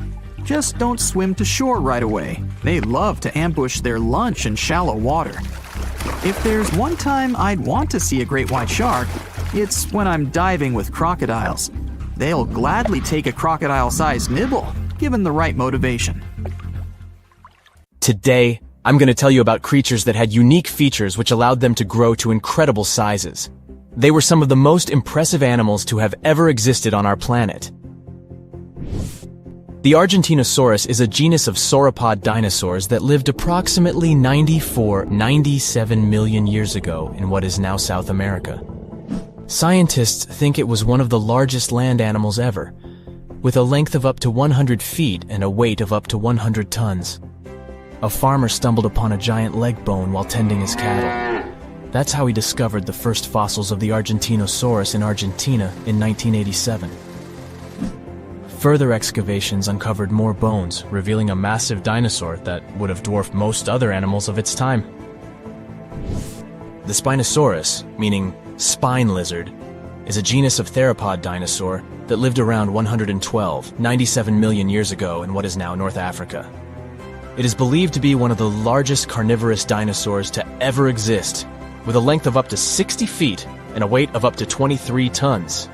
The Spinosaurus is known for its distinctive elongated sail-like structure on its back. It was likely used for thermoregulation. It also had long crocodile-like jaws that were lined with sharp teeth. This allowed the creature to catch and eat large prey, such as fish, crocodiles, and other dinosaurs. The first fossils of the Spinosaurus were discovered in Egypt in 1912. The sperm whale, Physeter macrocephalus, is a species of toothed whale that is the largest toothed predator on Earth. It also has the largest brain of any animal species. It is found in oceans all over the world and can dive to depths of up to 7,000 feet in search of food. You can easily recognize sperm whales by their massive, block-shaped heads, which can measure up to 1/3 of their total body length. They have dark brown or grayish-blue skin and a distinctive wrinkled appearance. The Titanoboa is an extinct genus of a giant snake that lived approximately 58 million years ago. It is considered to be the largest known snake ever. It could grow up to 42 feet and weighed around 2,500 pounds. The first fossils of the Titanoboa were discovered in a coal mine in Colombia in 2004. This discovery meant a lot because it provided insights into the size and behavior of snakes during the Paleocene era, as well as the overall climate and ecosystem of the time. The blue whale, Balænoptera musculus, is the largest animal on Earth, measuring up to 100 feet in length and weighing as much as 200 tons. These marine mammals are found in oceans all over the world and can live up to 90 years. Blue whales have a long, streamlined body that is usually blue-gray in color with mottled patterns. They have a small dorsal fin and 2 pectoral fins that are about 1/3 the length of their body. Blue whales feed on tiny shrimp-like creatures called krill, and they eat a lot. A single adult blue whale can eat up to 8,000 pounds of krill in a day. The Leadsichthus is an extinct genus of large, bony fish that lived during the Jurassic period, approximately 155 million years ago. It is believed to be one of the largest fish that have ever lived. Some estimates suggest that it could grow up to 55 feet in length. The first fossils of Leadsichthus were discovered in England in the 19th century, and more recent discoveries have been made in other parts of Europe, South America, and Africa. Despite its enormous size, the Leadsichthus was a filter feeder, similar to modern-day whale sharks, and likely fed on plankton and other small organisms. The creature did it by simply swimming with its enormous mouth open, filtering water through its gills. The pterodostro is an extinct species of flamingo-like birds that lived approximately 35 million years ago. They were relatively small birds with a wingspan of about 2-3 feet. And they were known for their distinctive long, narrow beaks equipped with comb-like structures used for filter feeding. The pterodostro lived in shallow bodies of water, like lakes and lagoons, and mostly fed on small crustaceans and other tiny organisms. The animal filtered them from the water using the comb-like structures on the inside of its beak while swimming through the water. The African elephant is the largest land animal on Earth and one of the most recognizable ones. There are 2 species of the African elephant, the savanna elephant, Loxodonta africana, and the forest elephant, Loxodonta cyclotis. You can see them in various parts of sub-Saharan Africa. These creatures can be identified by their large size, gray skin, and long trunks. African elephants can grow up to 13 feet tall and weigh up to 14,000 pounds, depending on the species and gender. Have you ever heard of an island that is regularly attacked by sharks? For many years, people living there haven't been able to find a way to stop this. Neither can they understand why sharks come there so often. So, what's going on? Why do these predators keep bothering this specific island while completely ignoring the others in the area? Let's go to this mysterious place and try to find out. July 22nd, 2015. The ocean waters near Reunion Island were clear and transparent. The western part of the island, St. Lou, had always been a great spot for surfing. But on this pleasant sunny day, One of the locals almost lost his life. A 6-foot bull shark appeared out of nowhere. Once right next to the shore, it suddenly charged at surfer Rodolphe Arriaghi. His friend, doctor and professor of geography at the University of La Réunion, Erwan Lagabriel, was nearby, talking with 2 other surfers at that moment. Suddenly, they heard some noise. Realizing that it was his friend, Lagabriel rushed to help. The shark was 65 feet away from him. He said that all of this felt like some kind of a horror movie. He rushed to Arriaghi, even though he didn't understand what exactly had happened. At first, Arriaghi's body was surrounded by white foam. It then began to turn pink, and then red. Lagabriel said later that it had been one of the scariest things he had seen in his life. Fortunately, when he swam closer, the shark had already been gone. Lagabriel knew that in most cases, a second attack doesn't happen, so he hurried to help his friend. It took them some time to get back to the shore. When Lagabriel pulled his friend onto the beach, he immediately made a tourniquet from a surfboard leash. After that, Monsieur Arriaghi was rushed to the hospital. Fortunately, this story has a good ending. Although the 45-year-old man lost his arm, he still survived. But he was one of the few lucky ones, because this horrifying story is just one of dozens that happened on Reunion Island in recent decades. Reunion Island is one of the regions of France. It's located right near Madagascar, together with its neighbor, Mauritius. They're both located at the same latitude as Australia. These 2 islands are very similar. They have almost the same climate and natural conditions, similar languages and cultures. But there's one huge difference between the 2 of them. In Mauritius, people can relax and have fun in the warm waters of the Indian Ocean, swimming with scuba gear and watching dolphins. Meanwhile, on La Réunion, locals are afraid even to put their fingers in the water. But why is that? Unfortunately, Reunion now has a strong reputation as a shark island. By 2018, 56 attacks had occurred there. From 2011 to 2016, the number of these cases accounted for 16% of the worldwide shark attacks. Now there are warning signs everywhere on Reunion. Local citizens and fishers have begun to discuss the options of large-scale shark trapping.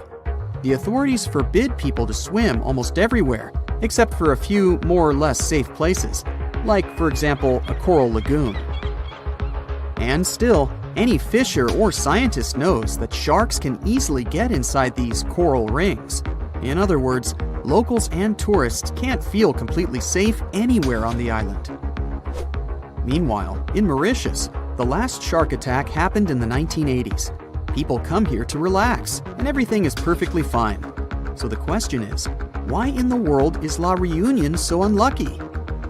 Dr. Lagabriel, the hero I mentioned before, set himself the goal of explaining this strange phenomenon. His study showed that over the past 30 years, the probability of a shark attack on Reunion had increased by 23 times. And in 9 out of 10 cases, it turns out to be a bull shark. If you haven't heard about it, this creature looks exactly like what you would imagine when you hear the word shark. It's one of the most popular species and the one that you often see in different movies and cartoons.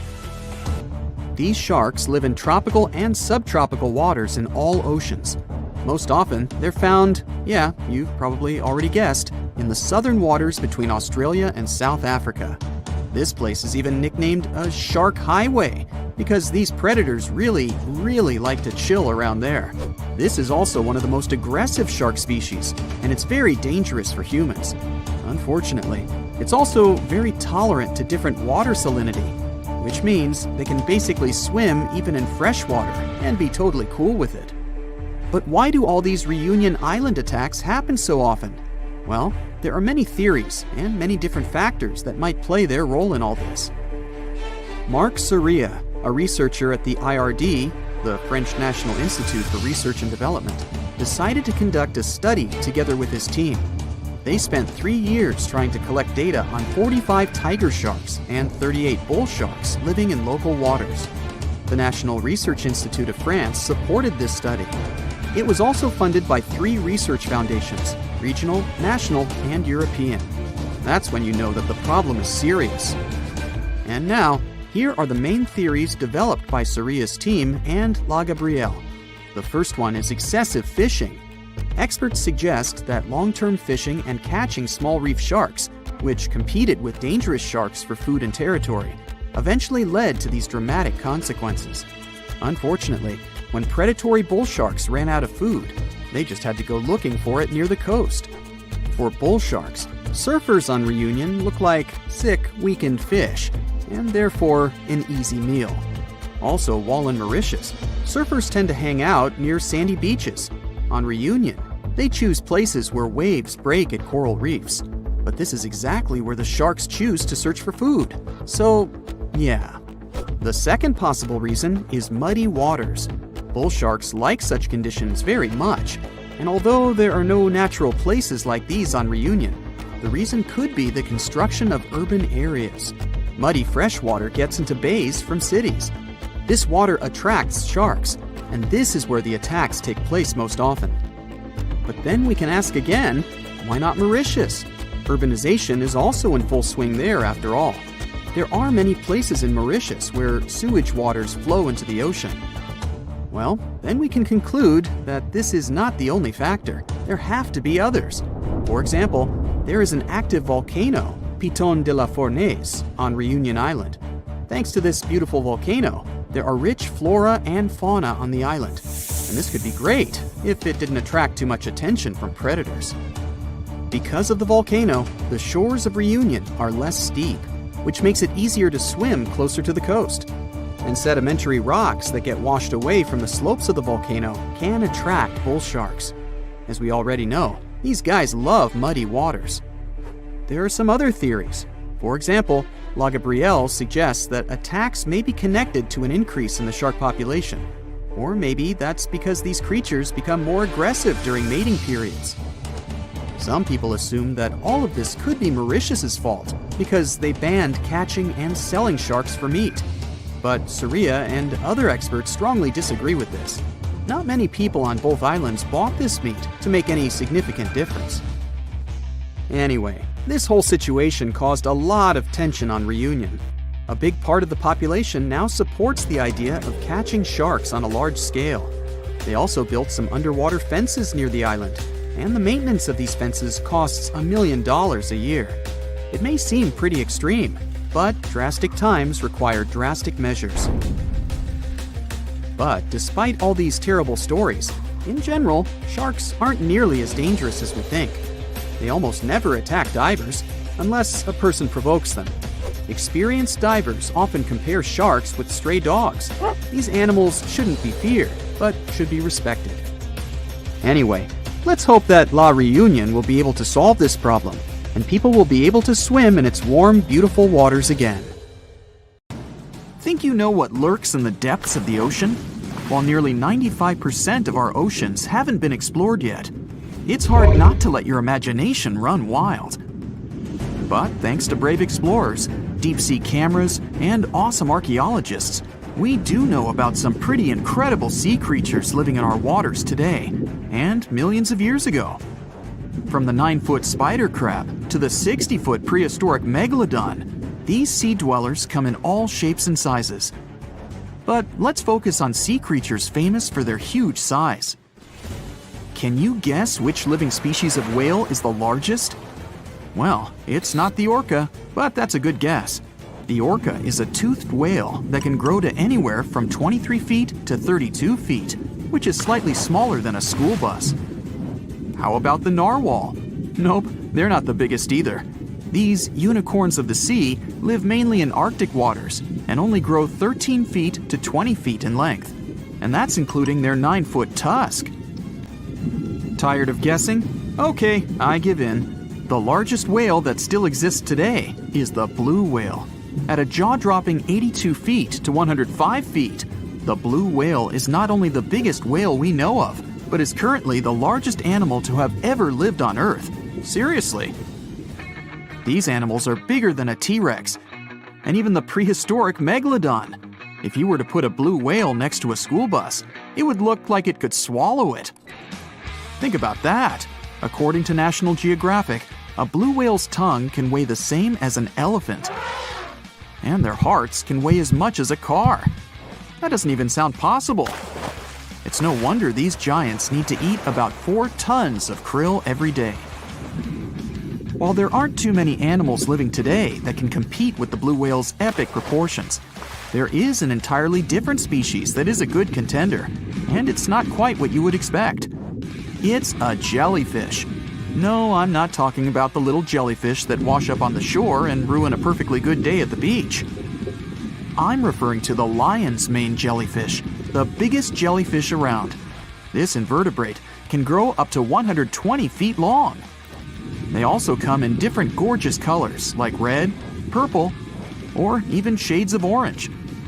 As if their length wasn't impressive, the lion's mane jellyfish boast a whopping 8 sets of 70 to 150 tentacles. That means they can have up to 1,200 in total. And here's the giant oceanic manta ray, the largest type of ray in the world. Their wingspan can be longer than a bus. These guys can reach 30 feet in length. They also have the biggest brain compared to body size among all fish. Unlike their stingray cousins, mantas don't have venomous tails. And while the lion's mane jellyfish and the blue whale are yet to be beaten for the longest sea creature, there is one marine creature that can grow even larger in length. The Portuguese Physalia physalis, tentacles and all, can reach a length of 165 feet long, and that's according to mentalfloss.com. While this thing may look a lot like a jellyfish, it's actually known as a siphonophore, and there are hundreds and sometimes thousands of them that are genetically identical. Their long tentacles help the organism catch prey, and its sting is fatal to most animals, even humans in some cases. What's even creepier is that if one of the tentacles comes off the organism for whatever reason, it can float around the water for days before decomposing. Even if it's detached, this tentacle can still sting you. But don't go running out of the ocean just yet. Your chances of being hurt by a Portuguese Physalia physalis sting are pretty slim. However, if you do get stung, the side effects aren't pretty, with welts, stomach cramps, an elevated heart rate, and an upset stomach. While you don't want to go anywhere near these long creatures, they sure are pretty to look at. Check out all those colors. The Shastasaurus is the biggest marine reptile that has ever existed. These predators lived during the late Triassic period, about 210 million years ago. These amazing giants could reach lengths of up to 69 feet and weighed more than 75 tons.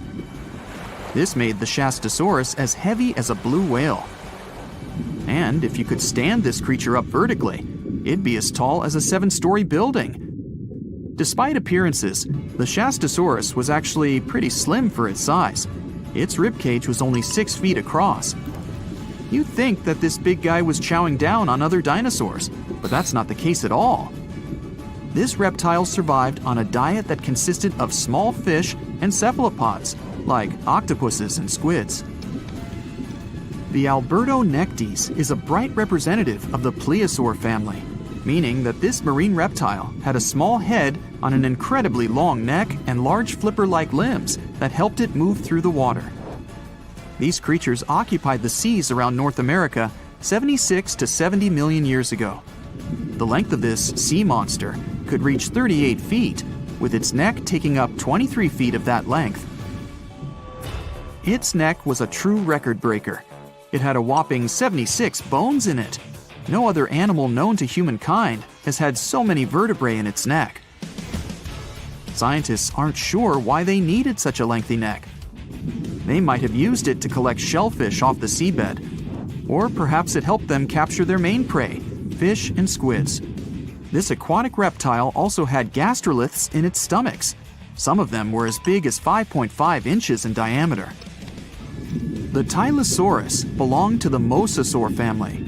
It dominated the shallow seas of North America about 85 to 80 million years ago. This was an enormous predator, with the biggest representatives reaching 45 feet in length. It had a narrow hydrodynamic body with a blunt, powerful head that the animal used to ram and stun its prey.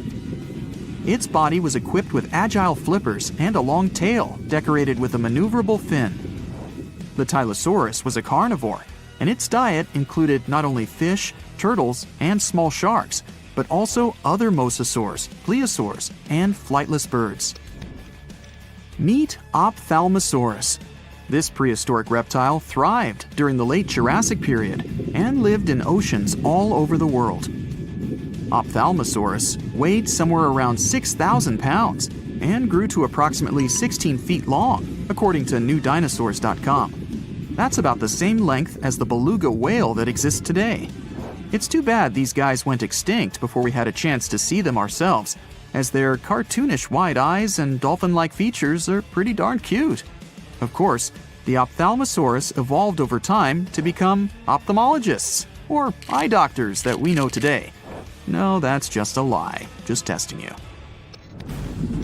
The Mosasaurus is a truly gigantic predator that dominated the seas all over the world about 66 million years ago.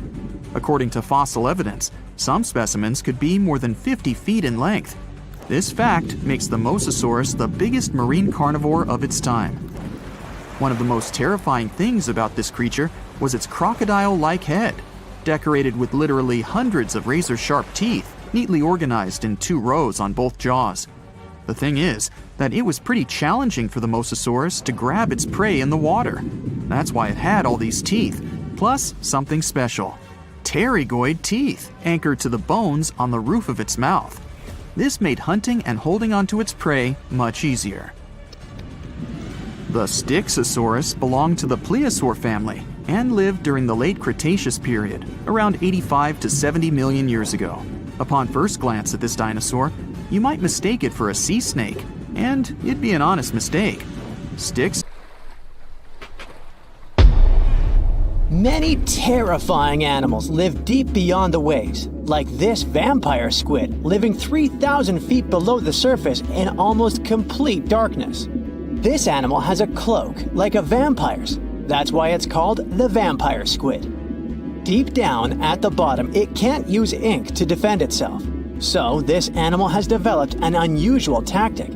It glows slightly to scare away predators. If this tactic fails, the vampire squid can turn its body inside out, revealing tiny spikes. When you translate its scientific name, Vampiroteuthis infernalis, it literally means vampire squid from the nether. Despite its terrifying looks, it's a harmless ocean animal. This previous creature was not from space, but this object definitely is. Before Elon Musk found a way to reuse rockets, NASA would simply drop old ones after launching astronauts into space, most of the time in the ocean or deserts. In 2012, Jeff Bezos launched a mission to find the Apollo 11 rocket. They found it by using sonar, but it was in terrible condition. It was sitting on the bottom of the ocean, not far from the predicted site. They were able to rescue the engine and reconstruct 2 of them. The most famous lost city is Atlantis, but sadly, we still haven't discovered it. However, Heraklion was also just a myth until one British pilot saw something that looked like a city while flying over the Mediterranean Sea. He reported it, and 60 years later, a group of divers went there. They were shocked when they found an entire city underwater. It was loaded with artifacts that could tell us a lot about the history of the place. Now it's one of the best underwater archaeological sites in the world. It's believed that the rising sea caused the whole city to go underwater. The Titanic sank in 1912. The wreck was claimed to be officially discovered 74 years later. In reality, though, a fisherman found the Titanic 8 years earlier while fishing in the Atlantic Ocean. He was pulling out his net when he spotted a head stuck in it. Luckily, it was just a doll's head. Years later, after the fisher had passed away, his son sold the doll to a doll collector. She did a lot of digging and research on every person who had a porcelain toy on the Titanic. She found the owner of the doll. Ava Hart was on the Titanic and had a doll with her. Ava survived the catastrophe by a miracle, but her toy didn't. Hart even wrote about the doll in her journal, and every detail matched the toy found by the fisherman. The tripod fish lives deep in the abyssal zone, around 20,000 feet below the surface. It's adapted to such immense depths and uses its tripod fins to stay still on the bottom. This creature doesn't have big eyes, but even if it did, these eyes would be useless in the darkness. Instead, the tripod fish uses its fins like antennas to detect any movement in the water. This creature doesn't have much luck when it comes to its love life, so it had to develop unique tactics to reproduce. One fish can be both male and female. The next bizarre creature is the lizardfish. It has tons of razor-sharp teeth, a huge mouth, and really big eyes, which it uses for hunting. All this makes the animal look freaky. The lizardfish lives at depths of around 11,000 feet in the midnight zone, where there is zero light. This freak of nature basically eats everything it can fit inside its mouth, from small fish to other lizardfish. On the other hand, when they see other reptile fish, they probably fall in love instead, because finding mates at those depths is not an easy task. Like the tripod fish, the lizardfish can be both male and female at the same time. When you think of a river, you usually picture it on land. Still, nature is quite unpredictable, and it created a river flowing under the ocean in California. It's running at a depth of around 2 miles. This river has everything that an ordinary river has: sunken logs, trees, and rocks. And despite its uniqueness, it's not the only one in the world. There are also others in the Amazon and Greenland. A terrifying creature was discovered near Angola's coast by a remote operating vehicle. It looks like it doesn't have a head or a body. It was sitting at a depth of around 4,350 feet below the surface. After doing research, scientists concluded it wasn't anything from a sci-fi movie. It was just a cluster of siphonophores stuck together. In 2015, some random guy was diving in Caesarea, and something shiny caught his eye.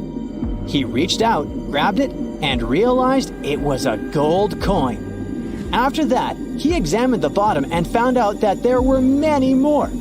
He reported the incident to the local authorities, and they concluded that he had found Arabic treasure. The coins were made of solid 24-karat gold and were a few thousand years old, but due to the perfect salinity and temperature, they looked brand new. The coins belonged to a ship carrying cargo. It was caught up in a storm and unfortunately sank. One of the weirdest things ever discovered was found in the Baltic Sea. It's an anomaly that looks as if it was created by a different civilization. It was discovered by Swedish researchers, and they basically had no idea what it was. They had to ask tons of other scientists for their opinions. When you look at this formation from above, it's 200 feet long and looks exactly like a fallen spaceship. It's hard to believe that it's a natural formation, but spoiler alert, it's totally made by nature because the Baltic Sea has gone through many erosions throughout history. Most likely, the bizarre formation is the result of these processes. A group of divers in Madagascar were shocked when they found this 7-foot monstrosity of a knife on the seafloor. The speculation started immediately, and many said that the knife was from some giants that had fought megalodons and lived on Earth thousands and thousands of years ago. That could make a nice story, but the knife is most likely a movie prop that was lost at sea. One of the ocean's most bizarre animals is the frilled shark. It's believed that this fish is the reason for all those sea serpent stories that sea explorers of the past wrote about. These animals live pretty deep in the ocean, but sometimes they can be seen in shallow waters. It's super rare, but possible. The frilled shark has a big mouth sporting around 300 teeth. It also has a long body that looks like a lizard's, and it is truly a unique species of shark. Its prey can be half of its size because this shark's stomach is like that of a snake, and it can swallow huge fish or crustaceans. Spotting a few worms in your garden is no big deal, but after seeing a 26-foot-long one in the ocean, you will make your wetsuit a little wetter. This worm is super rare, and it's completely harmless to humans. It's actually not a giant worm. It's a cluster of zooids that are stuck together in a worm-shaped formation. They usually only eat plankton, bacteria, and other tiny things that can be found in the ocean. Probably the scariest thing in the ocean that is 100% real is the magna pinna, which can be found at crazy depths of 20,000 feet below the surface. This monster looks like an underwater Slender Man, but it's just a squid with really long tentacles that can reach a terrifying size of 8 feet. This guy has only been seen a few times, and basically, we don't know much about this creature so far. You have an hour before you take your last breath, even though just a second ago you were perfectly healthy and nothing posed any danger to your life. Well, the good news is your life can still be saved. Effective antivenoms are available, but if you choose to neglect the sting, you'll bite the dust for sure. This camouflage artist is the world's most lethal fish. In total, there are around 1,200 venomous fish on our planet, but the stonefish is the toughest one. They've got 13 dorsal fins that can inject extremely poisonous venom. Remember I mentioned camouflage skills? It's the main twist to this story. You see, unlike sharks or any other predator fish, the stonefish won't attack you. It's not a predator, it's prey. So, to stay safe, it needs to somehow protect itself. Thus, it developed a super skill of turning into a stone, sort of. So, if you ever get stung by this guy, it's not because it's aggressive, it's because of an unfortunate course of events. Most people had this unpleasant experience just because they accidentally stepped on a stonefish while it was pretending to be a stone or coral on the bottom. As you might have guessed, something that can easily pretend to be a stone doesn't exactly look cute. These guys are scaleless, their skin is covered in multiple warts, and they are multicolored. You can see shades of gray, brown, and patches of orange, red, and yellow. Sometimes they can even be covered in algae. They occupy quite a large territory in the Indo-Pacific Ocean, which means they're everywhere, from Mauritius to Queensland in Australia. Okay, we're going to need a disclaimer here. This fact is very sensitive, but if you want to live your life long and healthy, I suggest you don't skip it. This is a fly. Pretty harmless and definitely way less powerful than you, a human being, are. Yet, chances are that this gentle buddy can destroy your body. Now here's how the story goes. Some time ago, a lady from the UK decided to go on a cool trip to South America. Sounds exotic and not banal at all. Rochelle, who was 27 back then, went to Peru with her boyfriend. When she got back to her home country, she started having severe headaches. She couldn't understand what was going on. Then, half of her face felt terrible discomfort, and suddenly, some weird sound in her head started haunting her. One day, she went to bed, only to wake up the next morning to see that her pillow was soaking wet with some weird liquid. Not blood, not water, just some substance. She rushed to the hospital, where doctors said she had an ear infection.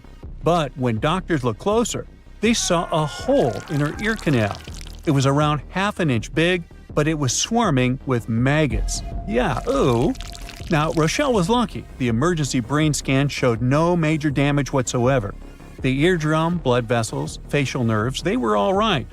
The big question was how to make the maggots leave poor Rochelle's ear. We all get it, it's pretty tight inside the ears, and even small forceps weren't very helpful. So to save the lady, the doctors decided to use olive oil. They expected the maggots to drown, and indeed 2 maggots did. Yet there were 8 more.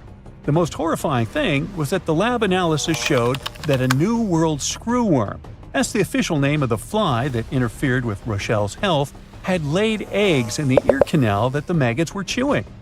But how on earth did this happen? Well, while she was on vacay in Peru, she once walked through a swarm of flies. One of them got into her ear. She shooed it away, but it had more than enough time to lay eggs inside. Doctors help Rochelle evict the unwanted guests, and luckily, there won't be any long-term consequences. But we all get it that it could have been much worse. Now, I don't need to tell you that caving is extremely dangerous, do I? Back in June 1990, a man called Gary Lutz took his sons, Buddy and Tim, on a spelunking adventure to West Virginia's New Trout Cave. He packed food, water, and spare headlamps. But here's where he messed up. He left the pack behind when they reached the maze, a tight spot with jagged rocks. He figured they'd grab the supplies before their headlamps ran out of charge. Oops, bad move. The boys' headlamps went dark soon after, and their attempts to backtrack got them lost. Then, Lutz's headlamp ran out of charge too, plunging them into total darkness. For 5 horrific days, they had no food, no water, and no light. They started coughing up cave dust and hallucinating from dehydration. Luckily, someone noticed that their car had been parked for days and called the authorities.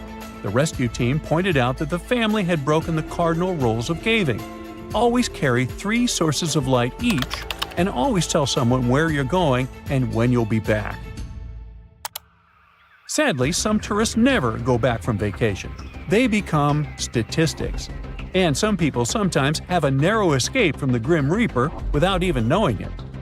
Just an example here.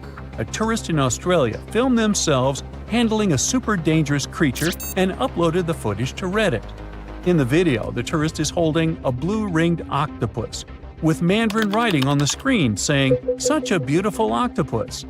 After filming, they shake the octopus off their hand and luckily put it back into the water before it could sting them. The thing is, the blue-ringed octopus is one of the world's most dangerous marine animals. It packs enough venom to make 26 adults kick their buckets. The tourist had no clue how dangerous it was. People on Reddit were freaking out. One person commented, "Do they even know how lucky they are to be alive after doing something that monumentally stupid?" A woman from New Hampshire got some nasty burns after veering off the trail in Yellowstone National Park and falling into scalding water near the Old Faithful geyser.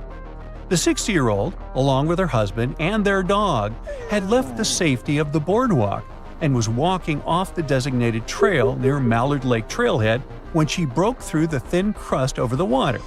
She ended up with 2nd and 3rd degree burns on her lower leg. Luckily, her husband and the dog were fine, but the lady was rushed to a hospital for treatment. Now, park officials are reminding everyone to stick to the boardwalks and trails in hydrothermal areas and be super cautious.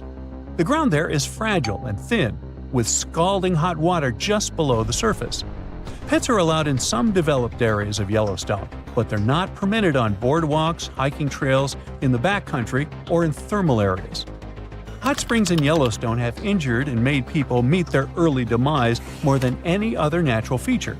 At least 22 people have passed away from hot spring-related injuries since 1890. Hey, what's cooking? Oh, it's you. Jumping off a bridge into a river filled with crocodiles. What could possibly go wrong? Turns out, a lot. One New Year's Eve, Australian tourist Aaron Langworthy decided to try bungee jumping off a bridge that connects Zimbabwe and Zambia, right near Victoria Falls. It's a 360-foot drop of pure adrenaline. But for Langworthy, things went sideways when her bungee cord snapped, sending her plunging into the Zambezi River, which is known to be home to plenty of crocodiles. Now, Erin herself says it was a miracle she survived. When she fell, she blacked out on impact and felt like she'd been slapped all over, but the cold water shocked her back to consciousness. Now, it's easy to judge tourists for taking risks like this, but bungee jumping has been a thing at this spot for over a decade, drawing more than 50,000 tourists each year and bringing in much-needed revenue for both Zimbabwe and Zambia. The authorities claim bungee jumping is safe. The probability of an accident like Aaron had is 1 in 500,000 jumps. So I think Aaron should go buy a lottery ticket. Well, hey there! We dive back in time and into the oceans over 500 million years ago, just, because we can. Whoa! Watch out! It's not Megalodon or giant sea reptiles you need to look out for here. It's a bizarre, unearthly-looking creature called Anomalocaris. The name means unlike any other shrimp, and I think you'll agree, it looks like a nightmarish cross between a shrimp and a modern-day centipede. 2 tentacles protruding from its face, each lined with razor-sharp teeth. Oh yeah, and this thing was about the size of your leg. With a wave-like movement of the flaps on each side of its body, it was graceful for a terrifying creature. It was also more advanced than any other life on this planet at the time. Especially those huge eyes. You have only one lens in each of yours. This giant shrimp had 16,000. That's 4 times more than a common housefly. And you know how good their vision is. Good enough to dodge that swatter every time. All this allowed Annie to become one of the first animals on this planet to feed on others. Yep, here it is. Earth's first hunter. Its favorite meal? Trilobites. Hey, try a bite. Those are the ancient ancestors of crabs.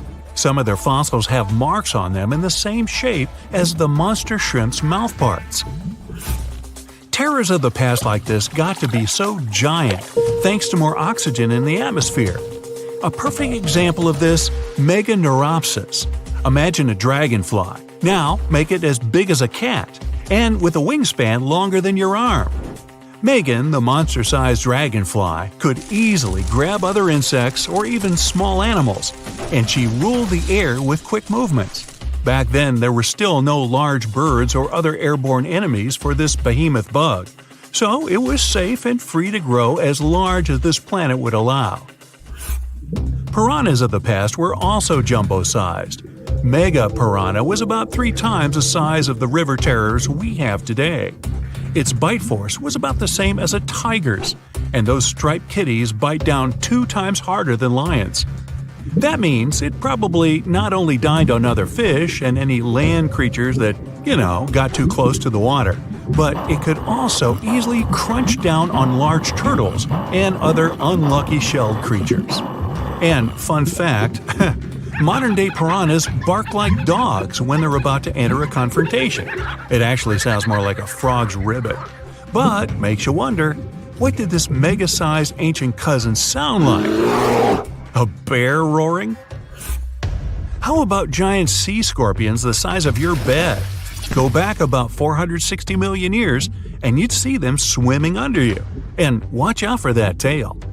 Scientists still don't know if these creatures could use it to inject venom like your standard land scorpion, but something tells me I wouldn't want that thing anywhere near me. Then there's this guy, Therizinosaurus. Terry looks sort of like a goose with long arms. Oh, and did I mention this goose dino is about 2 stories tall and longer than a bus? Yow! Its arms make the T-Rexes look even more bite-sized, each 8 feet long, almost triple the length of T-Rexes.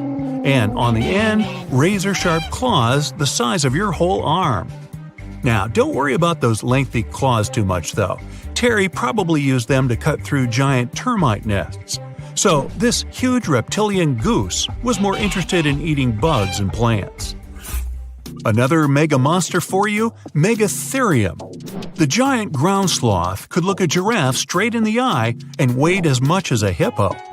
It moved mainly on its hind legs and used its massive tail as support. He had huge paws with colossal knife-sized claws. The sloth could use them to defend itself from enemies and to bend tree branches in search of food.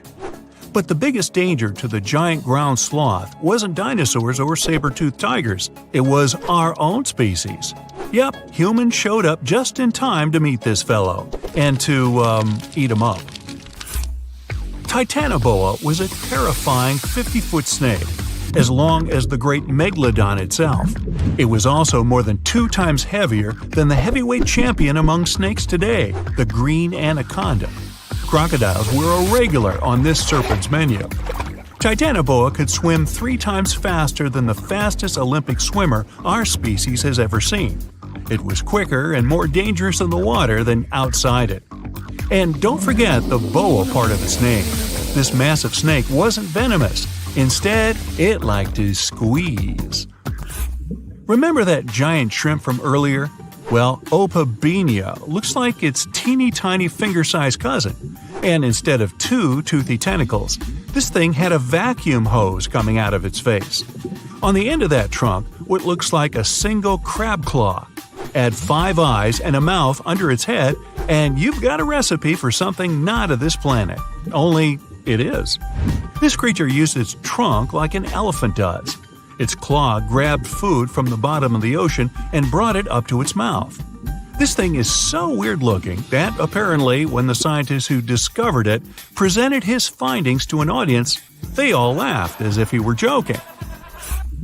Now, a real-life monster, the Tully monster. From a distance, it looks a bit like Nessie, that long neck and teeth-lined jaws. But get closer, and you'll see it's more like a long nose with a mouth attached at the end, like a mosquito. Its eyes are further back, sticking out of tubes all snail-like. Tully was an ancient mollusk, about the size of your forearm. It probably dined on jellyfish and shrimp 300 million years ago. Thylacus smilus will put a smile on your face as long as you don't get too close. No, it's not a relative of the saber-toothed tiger.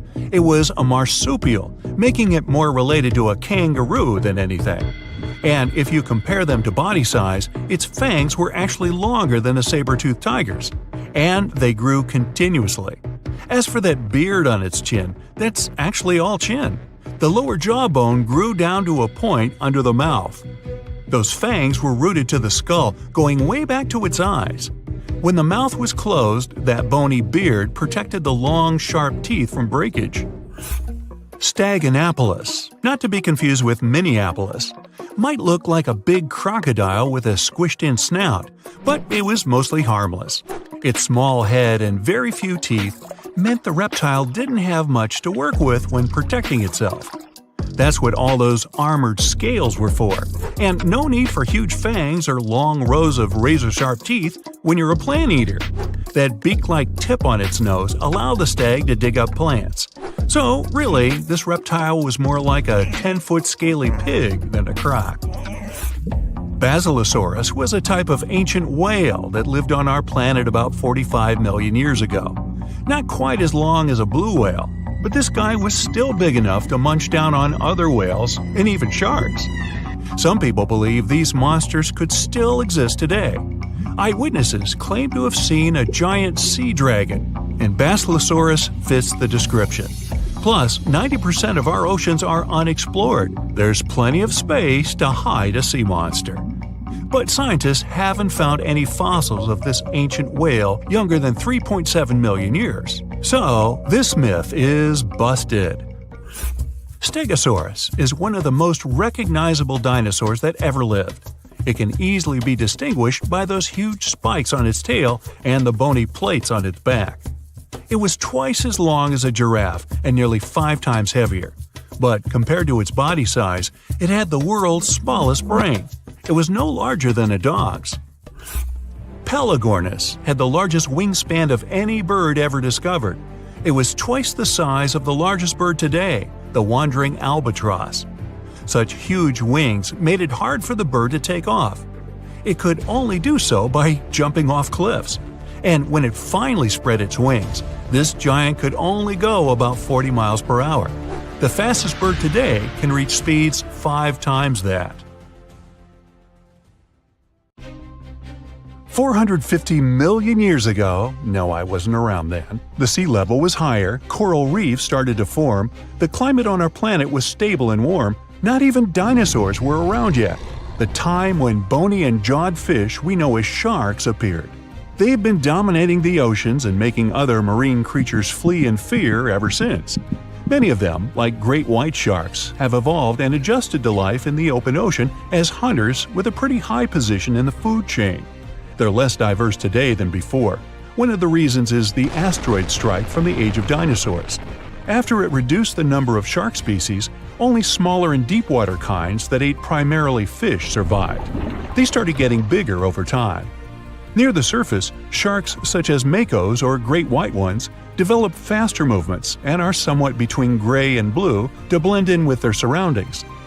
The epaulet shark can even walk on the land, It can't take a walk on the beach because it can't breathe outside of the water, but it lives on coral flats in shallow tropical waters, so it can walk in kind of a crawling motion. But deep down below, there are mysterious, alien-looking, often huge shark species that didn't come to the surface, which is why they didn't need to adjust to the new environment and different conditions. They haven't changed a lot through time, so they're some living fossils. These creatures mostly don't have 5 gill slits, the most common number, but 6 or 7.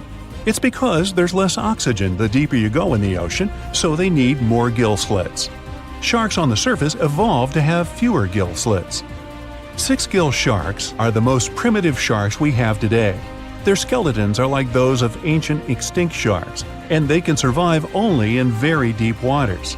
Like cats, sharks have a layer of reflective cells placed inside their eyes, which helps them see better in the dark, deep sea or cloudy waters. Sharks on the surface have big eyes because they evolved to hunt in the sunlight, so they tend to rely on their vision. Those that live in shallow waters have small eyes, so they can protect themselves from the sand. Like some other deep-sea creatures, 6-gill sharks also have bigger eyes to take in as much light as possible. They have more light-sensing rods, but don't distinguish colors that well. In the ocean's twilight zone, with the minimum of sunlight, there's a couple of bioluminescent shark species. They don't take in light within their eyes, but produce or re-emit it with their bodies. Their skin or organs have specialized cells that produce a soft blue-green light. Deep-sea creatures that produce their own light do that to attract their prey, deter animals from going after them, or, scientists think, communicate with each other. It can even help them to camouflage. They do it by hiding their silhouettes from animals going after them. They produce enough light to match their surroundings. The biggest luminous underwater creature is the kitefin shark, found swimming 980 feet below sea level, preying on groundfish or smaller sharks.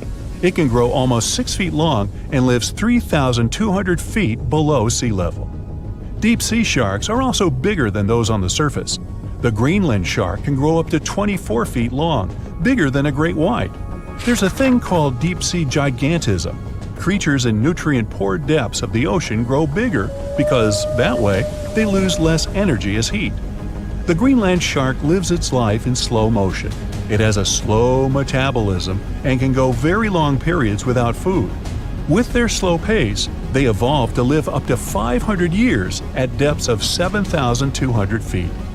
Sharks in shallow waters catch their prey relying on agility and speed, but for them, it's easier because there's plenty of food on the surface.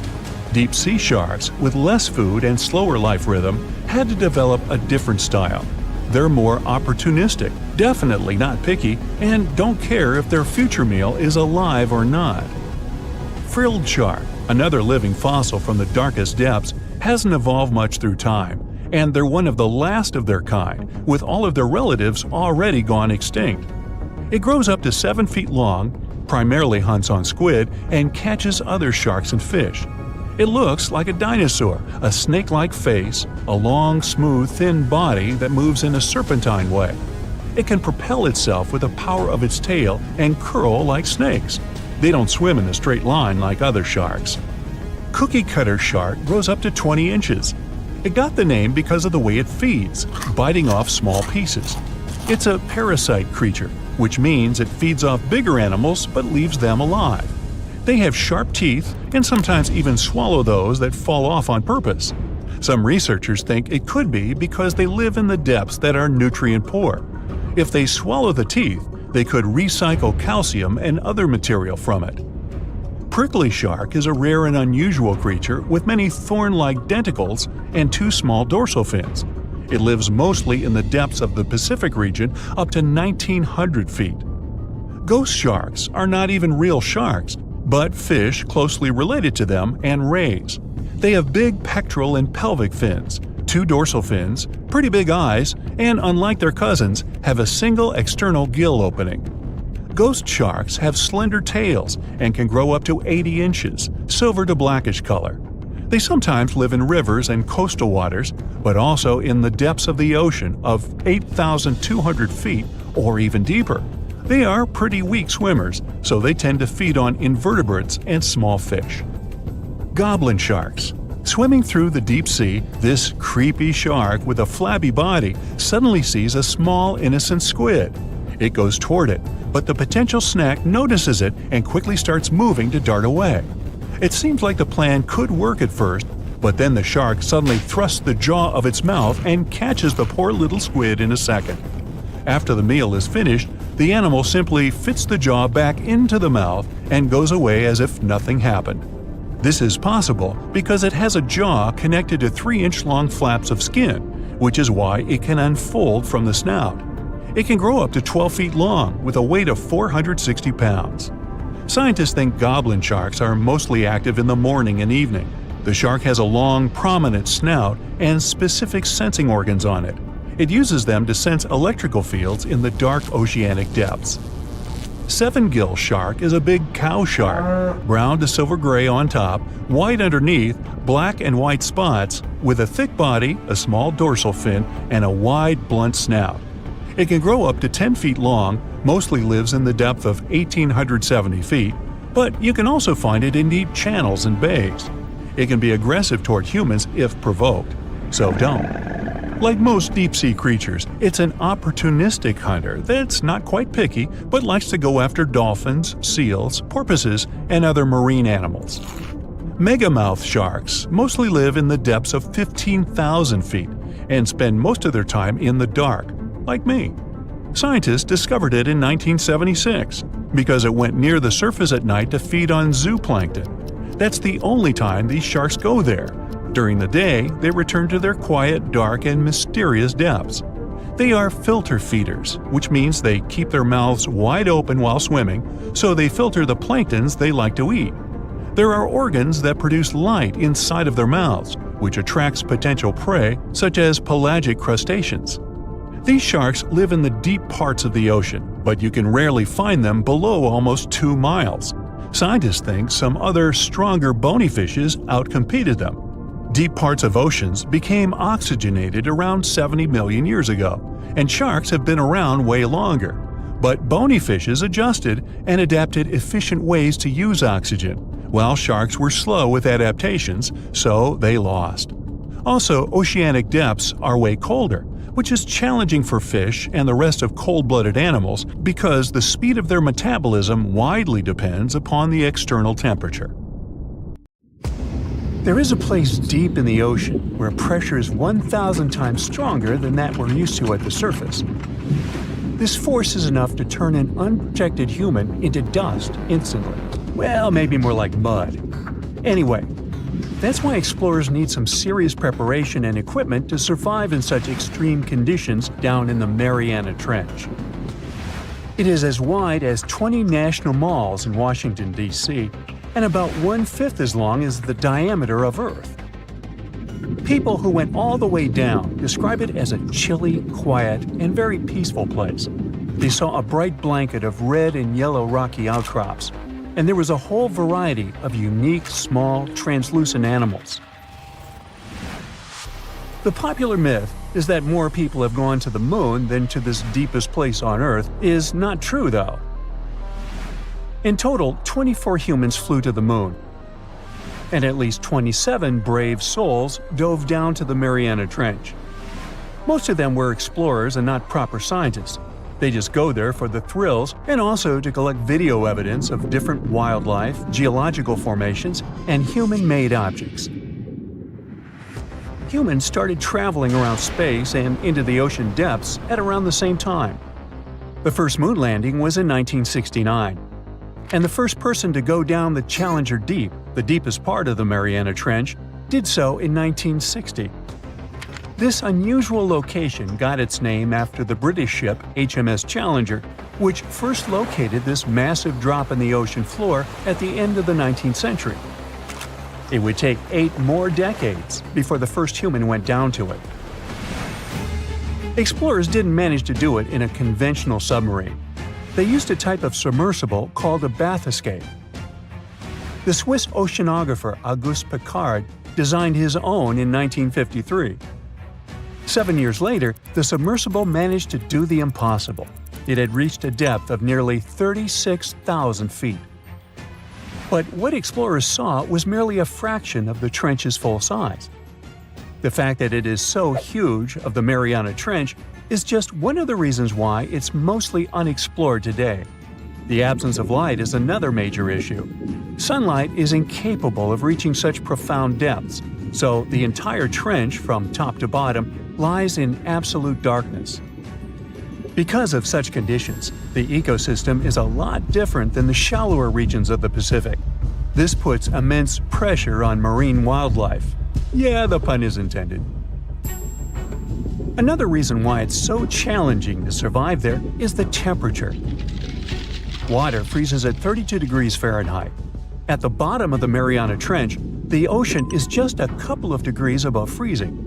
One of the factors that hasn't let this area turn into a giant icicle is the fact that salt water has a slightly lower freezing point. The other reason is geothermal energy that warms the ground at the bottom of these just enough for it not to freeze.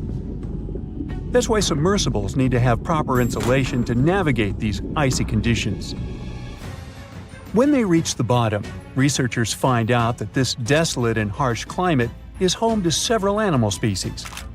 They encountered arrow-toothed eels, snailfish, and spoonworms at various depths. There were even strange-looking translucent sea cucumbers and shrimp-like amphipods. The biggest surprise was microbial mats thriving on methane and hydrogen from the mud. Among the species, the Mariana snailfish looks like a master of the environment that can go farther and deeper into the trench to feed on prey than its competitors. Despite its seemingly fragile appearance, the snailfish has adapted to withstand extreme pressures, a superpower it wouldn't be able to survive without. The exotic life forms that live deep down aren't normal-sized, since deep-sea gigantism makes them grow significantly larger than their counterparts in other ecosystems. One example is the giant tube worm, which can be 6 feet long. Science has a hard time explaining the exact cause of this form of gigantism. Thermal vents are just one of the possible explanations. All of these factors might help explain the huge time gap in researching the Mariana Trench. The first successful dive after the 1960 expedition came only in 2012. That's when the famous Canadian film director James Cameron went down in the Deep-Sea Challenger. Because few scientists have gone that deep before or after Cameron, there is no map of the deepest point on our planet. We know very little about the oceans that cover 2/3 of the Earth's surface. Researchers have mapped out only 5% of them so far. Science still has a lot to discover in the Mariana Trench and other unexplored places on our planet. The Amazon rainforest stands as the best example of the world's most unexplored regions. The list of reasons why this part of South America is unknown starts with its wildlife. Jaguars, anacondas, piranhas, black caimans, and Brazilian wandering spiders are just some of the creatures that pose a risk for researchers. Relentless year-round rainfall induces heavy flooding. Add to all this some treacherous river currents, and you can see why scientists have mapped such a small percentage of the Amazon to date. In just one region of Brazil, near Peru, there are at least 14 tribes that have never had contact with the outside world. The national authorities intend to keep it that way. Isolation of these indigenous people is the best way to protect their future. The same goes for a remote island in the Indian Ocean. After the tragic tsunami of 2004, helicopters flew over North Sentinel Island to make sure its inhabitants were alive and well. Meanwhile, the Sentinelese weren't thrilled. They took up bows and arrows to drive away the unwanted visitors. This tribe is one of the last uncontacted tribes on Earth. Although anthropologists and filmmakers visited the island in the late 1960s, we still don't know much about its indigenous population. It sits a long way off any shipping lanes in the Bay of Bengal.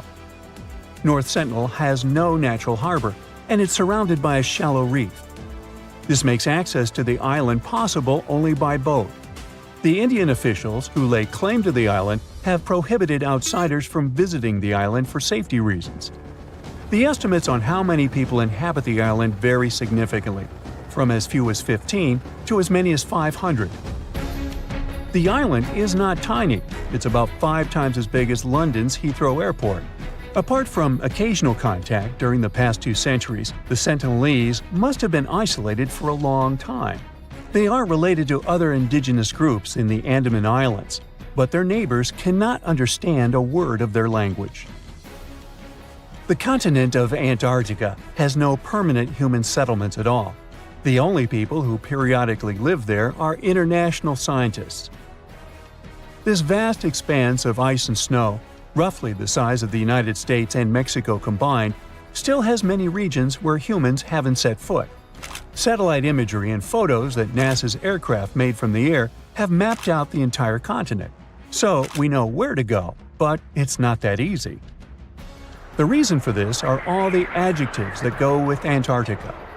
It is the coldest, windiest, driest, and brightest of the 7 continents. This makes it virtually unlivable. More than 99% of its surface is covered with a permanent sheet of ice. Its thickness ranges from 1 mile to as many as 3 miles in some places. That's half the height of Mount Everest. Now, the Himalayan range contains the world's tallest unclimbed mountain. It is also the tallest mountain in Bhutan. In the local language, the mountain's name translates as White Peak of the 3 spiritual brothers. Out of respect for the spiritual beliefs of the local population, national authorities restricted and then completely banned mountaineering at the beginning of the 21st century. To this day, there is no evidence that any climber has ever managed to successfully reach the summit of this mysterious mountain. The water is bubbling under the fishing boat as if something is coming up out of the water. It gets closer and closer. The water seems to boil. Suddenly, you see giant jaws and glistening teeth. Seconds later, a huge shark jumps out of the water and crushes the boat in one bite. It was the Megalodon, the largest fish that ever existed on Earth. Now, we pictured the Megalodon as this, an enlarged version of the white shark for a long time. But scientists continue to argue about its appearance.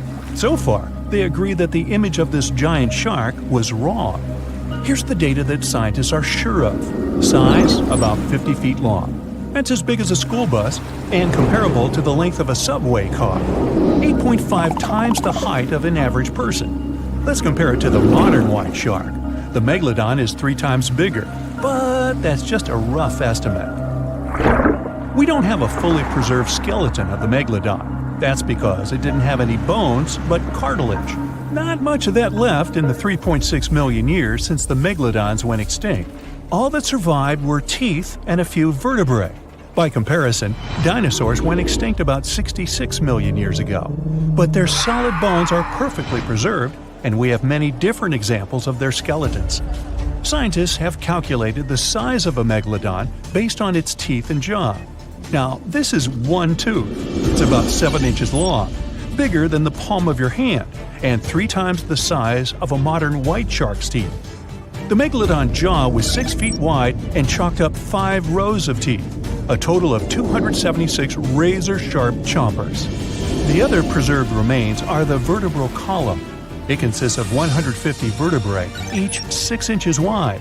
They contain much calcium because, well, Megalodon love fresh cold milk.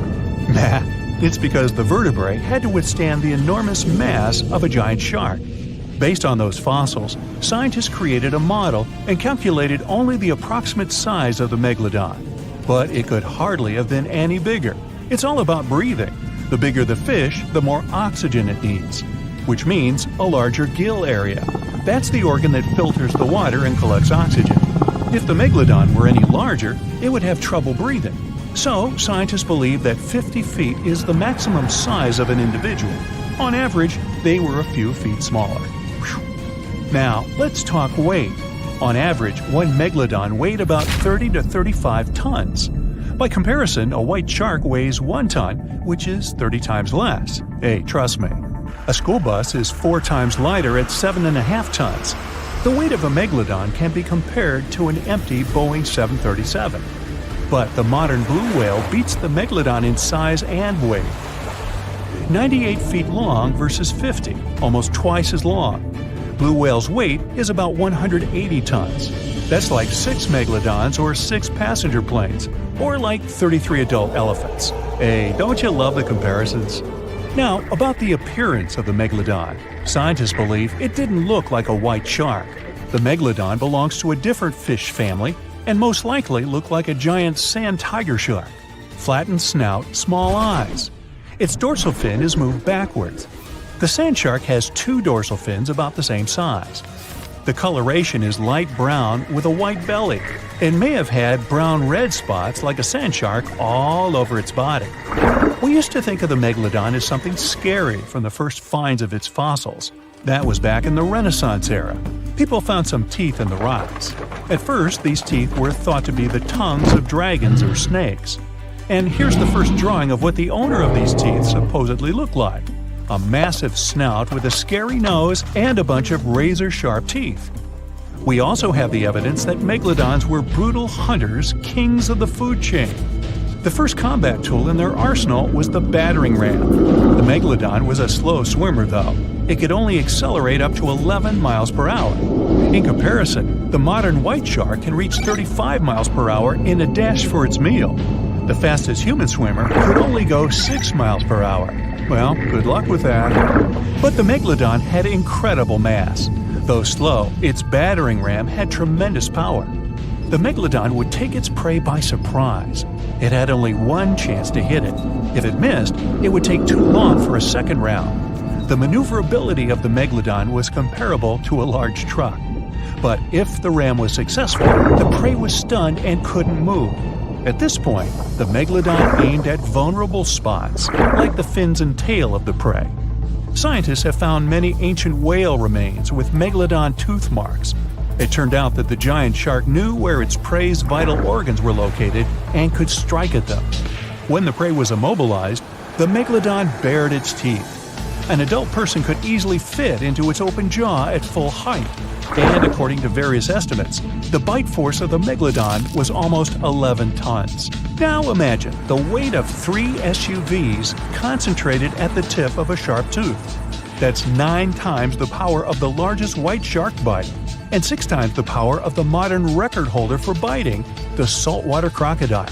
Here, look at a map of where the remains of the megalodon were found. South and North America, Europe, Asia, Australia. It was the master of all seas and was comfortable anywhere on our planet. We've even found some remains of the giant shark in freshwater sediments. Perhaps it wasn't afraid to enter rivers to hunt. Now, other scientists say that maybe the megalodon wasn't even a predator, all because of its size. It couldn't swim fast. It couldn't even make short dashes like the white shark. If prey tried to escape, the megalodon didn't rush into pursuit because it could never catch up with it. Another problem is the skeleton of the megalodon. The cartilage is weaker than the bones, so the musculature of the giant shark was not as massive and robust in the first place. The megalodon may even have been a scavenger and never got into fights. This is one of the reasons why ancient sharks became extinct. Megalodons like shallow, warm waters, with temperatures ranging from 53 degrees Fahrenheit. But over 3 million years ago, the climate turned colder. This deprived the megalodons of territories and plenty of food. The primitive whales that had been the main diet of the giant sharks began to disappear. Faster predators took the remnants of food. The megalodon started to starve. In evolution, a new player entered the field, the toothed whales, ancestors of the modern killer whales. They lived in packs and had bigger brains than the megalodon. So, over time, they started to compete with the megalodon. They took advantage of its clumsiness. A group of killer whales could easily win a competition against a giant shark. Many scientists believe this was the reason for the disappearance of the largest shark in the world. But there are theories that the megalodon is still alive and roaming the dark waters of our planet. Several Australian fishers have allegedly encountered a shark of incredible size, but no one can confirm these testimonies. Fans of this theory believe that giant sharks can hide in deep waters away from human eyes. In the Mariana Trench, for example, it's the deepest place on our planet. It's deeper than if you stuck Mount Everest in the water, and we've even found the teeth of a megalodon there. But science says that such a giant shark couldn't live in the Mariana Trench for many reasons. One, it's too cold. The Megalodon was probably a cold-blooded fish, so it had to use the warmth of its environment to survive. But the water in the Mariana Trench is cold, about 40 degrees Fahrenheit. That's because the deeper down, the less sunlight gets in there. The second reason is pressure. Every 30 feet deep increases the pressure by 1 atmosphere. That is, at the depth of 100 feet, the water presses you 3 times harder than you would feel it at the surface. The weak muscles and cartilage of the Megalodon wouldn't allow it to dive too deep into the Mariana Trench. And, most importantly, food. The farther from the ocean's surface, the fewer living organisms. Megalodons used to eat primitive whales, ranging from 10 to 20 feet. Small fish only inhabit the Mariana Trench. A Megalodon would never be able to catch one. And, judging by its size, all the Megalodon did was eat and then look for food again. Compare its weight to that of a human. The average human should get about 2,000 calories a day with an average weight of about 180 pounds. The Megalodon weighed 470 times that and needed many more calories. So, even all the fish inhabiting the Mariana Trench could hardly feed a Megalodon for even a few days. So, all these theories, of course, are not true. But still, it's